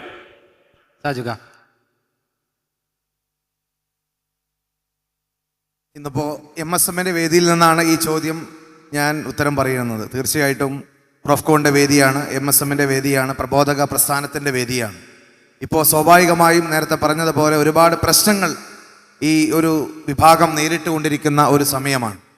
ഇന്ത്യയുടെ ഭരണഘടനയിൽ കൃത്യമായി പറയുന്നുണ്ട് റൈറ്റ് ടു റിലീജിയൻ, ഏതു മതം നമുക്ക് സ്വീകരിക്കാമെന്ന്. അതിനോട് ചേർത്ത് വെച്ച് തന്നെ പറയുന്നുണ്ട് right to profess and propagate religion എന്ന്. നിങ്ങൾക്ക് ഇഷ്ടമുള്ള മതം സ്വീകരിക്കുകയും ചെയ്യാം, അതോടൊപ്പം ആ മതം പ്രൊപ്പഗേറ്റും ചെയ്യാം, പ്രൊഫസും ചെയ്യാമെന്നാണ്. ആ മതം പ്രബോധനം ചെയ്യുകയും ചെയ്യാം, നിങ്ങൾക്കത് ആളുകളുടെ ഇടയിൽ പ്രചരിപ്പിക്കുകയും ചെയ്യാമെന്ന് ഇന്ത്യയുടെ ഭരണഘടന നമുക്ക് നൽകിയിട്ടുള്ള അവകാശമാണ്. നോക്കൂ, നിങ്ങൾ ഇപ്പോഴത്തെ ഈ സാഹചര്യത്തിൽ ഇന്ത്യൻ ഭരണഘടന നൽകിയിട്ടുള്ള ഈ അവകാശങ്ങൾ എവിടെയാണ് നമുക്ക് സംരക്ഷണം നൽകുന്നത്? ഞാൻ സംസാരിക്കുന്നത് ഒരു സേഫ് സോണിൽ നിന്നല്ല. നിങ്ങൾ ഇന്ത്യ എന്ന് പറയുന്ന ഒരു വലിയൊരു പ്രതലമെടുത്ത് പരിശോധിച്ചാൽ ഈ ഒരു കോൺസ്റ്റിറ്റ്യൂഷൻ വെച്ചുകൊണ്ട് എവിടെയാണ് നീതി ലഭിക്കുന്നത് എന്നാണ്. ഇപ്പോൾ നമ്മൾ സംസാരിക്കുന്ന ഈ വേദിനകത്ത് ധൈര്യമായി നമുക്ക് സംസാരിക്കാൻ കഴിയുന്നുണ്ട്. കാരണം എന്താണ്? ഇതൊരു ഒരു സുരക്ഷിത മേഖലയാണ്. നമുക്കിവിടെ നമ്മൾ ആശയങ്ങൾ പ്രചരിപ്പിക്കാൻ കഴിയുന്നുണ്ട്, നമുക്ക് നമ്മുടേതായിട്ടുള്ള കാര്യങ്ങൾ നിങ്ങളുടെ ഇടയിൽ പറയാൻ സാധിക്കുന്നുണ്ട്. പക്ഷേ ഇതുപോലും കഴിയാത്ത എത്രയോ ആളുകൾ ഇന്ത്യയുടെ വിവിധ സംസ്ഥാനത്തുണ്ട് എന്ന് നിങ്ങൾ മനസ്സിലാക്കണം. ഇങ്ങനെ സംസാരിക്കാൻ കഴിയാത്ത, ഇങ്ങനെ ഇരുന്നു കൊണ്ട് നിങ്ങളുടെ ഇഷ്ടപ്പെട്ട റിലീജിയൻ, അതായത് ഇന്ത്യയുടെ ഭരണഘടന നൽകിയിട്ടുള്ള അതേ അവകാശങ്ങൾ പറയാൻ കഴിയാത്ത എത്ര ആളുകളുണ്ട് എന്ന് നിങ്ങൾ മനസ്സിലാക്ക്. ഒരു ദിവസം രാത്രി കിടന്നുറങ്ങിയ വീട് രാവിലെ ബുൾഡോസർ കൊണ്ടുവന്ന് ആക്രമിക്കുകയാണ്. എന്നിട്ട് പറയാണ് നിങ്ങൾ ഇന്ന് മുതൽ ഇവിടെ ജീവിക്കേണ്ടവരല്ല. അവർ ആർത്ത് ചോദിക്കുന്നു, ഞങ്ങൾ എവിടേക്ക് പോകുന്നു? Is none of our business. അത് ഞങ്ങളുടെ ബിസിനസ് അല്ല. ഞങ്ങളുടെ പറയുന്നത് നിങ്ങൾ ഇവിടെ നിന്ന് പോകണമെന്നതാണ്. അങ്ങനെയുള്ള രീതിയിൽ ഇന്ന് ഈ രാജ്യത്തിനകത്ത് നിരവധിയായ പ്രശ്നങ്ങൾ ഉണ്ടായിക്കൊണ്ടിരിക്കുന്നു. മുമ്പ് ആൾക്കൂട്ട കൊലപാതകങ്ങളാണെങ്കിൽ ഇപ്പോൾ ബുൾഡോസർ രാജിലൂടെയാണ് അത് കടന്നു വരുന്നത്. ഞങ്ങൾ എത്രയോ തവണ ഇന്ത്യയുടെ വിവിധ പ്രദേശങ്ങളിൽ യാത്ര ചെയ്തവരാണ്. എത്രയോ ആൾക്കൂട്ട കൊലപാതകത്തിൽ ഇരയായ കുടുംബത്തെ സന്ദർശിച്ചവരാണ്. കല്യാണം കഴിഞ്ഞ് 4ാമത്തെ ദിവസം പുതിയ ഭർത്താവിന് നഷ്ടപ്പെട്ട ഇവിടുത്തെ ജാർഖണ്ഡിലെ ആ യുവതിയെ ഇപ്പോഴും ഞങ്ങൾക്ക് ഓർമ്മയുണ്ട്. ആ വീടിനകത്ത് കയറി ചെല്ലുമ്പോൾ ആ ഭാര്യയുടെ കൈയിൽ മൊയിലാഞ്ചിയുടെ അടയാളം അപ്പോഴും ഉണ്ടായിരുന്നു. ആ ഭാര്യ തേങ്ങി കരയുകയായിരുന്നു. കാരണം അവരുടെ ഹസ്ബൻഡ്, അവരുടെ ഭർത്താവ് ഒരു ഇസ്ലാമിക മതപ്രബോധകനായതിൻ്റെ പേരിൽ അവൻ ആൾക്കൂട്ട കൊലപാതകത്തിന് നിർദ്ദയായി എന്നാണ് പറയുന്നത്. അങ്ങനെ എത്രയോ ഉദാഹരണങ്ങളുണ്ട്. ഇത് ഈ രാജ്യത്തിന് ഭരണഘടന നൽകിയിട്ടുള്ള അവകാശങ്ങളാണെന്ന് അറിഞ്ഞിട്ട് പോലും അതിനെ അപകടപ്പെടുത്തുന്ന എത്ര അവസ്ഥകളാണ്, എത്ര കാര്യങ്ങളാണ് നമ്മുടെ മുമ്പിലൂടെ നമ്മൾ കണ്ടുപോകുന്നത്. ഈ ഏറ്റവും ഒടുവിൽ നടന്ന ഓരോ വിഷയങ്ങളും, ബുൾഡോസർ രാജിൽ ഞാൻ നേരത്തെ ഒരുപാട് ഉദാഹരണങ്ങളുണ്ട്. എവിടെ നിന്നാണ് ഇത് ഉണ്ടായിക്കൊണ്ടിരിക്കുന്നത്? എങ്ങനെയാണ് ഇത്തരത്തിലുള്ള ഒരു ഹെയ്റ്റ് ക്യാമ്പയിൻ എങ്ങനെയാണ് വരുന്നത്? അല്ലെങ്കിൽ ഒരു മതപ്രബോധകനെ കാണുമ്പോൾ അതെന്തോ ഒരു മോശപ്പെട്ട ജോലിയാണ്, അല്ലെങ്കിൽ അവരെന്തോ ഒരു സംശയത്തിൻ്റെ നിലയിലാണ് നേരത്തെ ഇവിടെ പറഞ്ഞ ഇസ്ലാമോഫോബിയയുടെ മറ്റൊരു പ്രൊഡക്റ്റായിട്ട് അങ്ങനെ അവതരിപ്പിക്കുന്ന ഒരു കാലത്താണ് നമ്മൾ ജീവിക്കുന്നത്. മനസ്സിലാകണം. കോവിഡ് വന്ന സമയത്ത് എല്ലാവരും കോവിഡ് ബാധിച്ചു. ഹിന്ദുവിനെയും ബാധിച്ചു, മുസ്ലിമിനെയും ബാധിച്ചു, ലോകത്തെ മുഴുവൻ മനുഷ്യരെയും ബാധിച്ചു. പക്ഷേ തബ്ലീഗ് ജമാഅത്തിന്റെ ആളുകൾ അവിടെ കൂടിച്ചേർന്നപ്പോൾ അതിന് പ്രത്യേക പേര് വന്നു, തബ്ലീഗ് കോവിഡ് എന്ന പേര് വരികയാണ്. എങ്ങനെയാണ് അങ്ങനെ വരാൻ സാധിക്കുന്നത്? തൊട്ടപ്പുറത്തുള്ള ഹൈന്ദവ സഹോദരന് വരുന്ന സമയത്തും അല്ലെങ്കിൽ മറ്റുള്ള ക്രൈസ്തവ സഹോദരന് വരുന്ന സമയത്തും ആ ഒരു പ്രശ്നം വരുന്നില്ല. എങ്ങനെയോ ടാർഗറ്റ് ചെയ്യപ്പെട്ടുകൊണ്ട്, ഒരു സമൂഹത്തെ മാത്രം ടാർഗറ്റ് ചെയ്യപ്പെട്ടുകൊണ്ട് ഇങ്ങനെയൊരു നിഗൂഢമായ ശ്രമങ്ങൾ ഈ ഫാസിസ്റ്റ് കാലത്ത് നടന്നുകൊണ്ടിരിക്കുന്നുണ്ട്. അവിടെയാണ് ജിൻഡോ സൂചിപ്പിച്ചതുപോലെ അവിടെ നമ്മൾ ഒരു ഏരിയയായി അല്ലെങ്കിൽ ഗെറ്റോയായി മാറി നിൽക്കേണ്ടവരല്ല, മറിച്ച് നമ്മളുടെ അവകാശങ്ങൾ ചോദിച്ചു വാങ്ങുന്നതോടൊപ്പം തന്നെ ആ അവകാശങ്ങളെ ഈ സമൂഹത്തിൻ്റെ മുന്നിൽ കൃത്യമായി പറയാൻ കഴിയുന്ന ഒരു തലമുറയായി നമ്മൾ മാറുമ്പോഴാണ്, അല്ലെങ്കിൽ അത്തരത്തിലുള്ള ചോദ്യങ്ങൾക്ക് കൃത്യമായി ഉത്തരം പറയാൻ കഴിയുമ്പോഴാണ് ഇത്തരത്തിലുള്ള അപകടകരമായ ലക്ഷണങ്ങൾ ഇവിടെ നിന്ന് തുടച്ചു നീക്കപ്പെടുക എന്ന ഗൗരവത്തോടു കൂടി നമ്മൾ ആലോചിക്കണമെന്ന് അവസാനമായി നിങ്ങൾ ഓർമ്മപ്പെടുത്തുകയാണ്. തീർച്ചയായും we the people of India എന്ന് തുടങ്ങുന്ന നമ്മുടെ ഭരണഘടന, അവിടെ പരാമർശിക്കുന്ന വിയിൽ ഞാനുണ്ട്, ഈ വേദിയിലിരിക്കുന്നവരുണ്ട്, ഈ സദസ്സിലിരിക്കുന്ന നമ്മളെല്ലാവരുമുണ്ട്.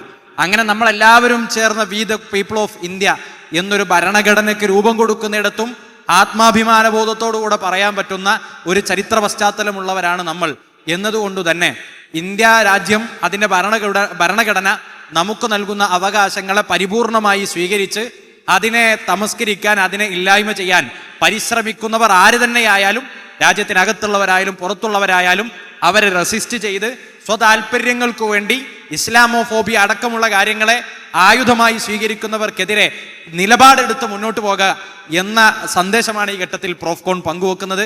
നമ്മൾ ഫലസ്തീൻ കുട്ടികളോടൊപ്പമാണ്, നീതിയോടൊപ്പമാണ്, അവിടുത്തെ വിശ്വാസികളോടൊപ്പമാണ്.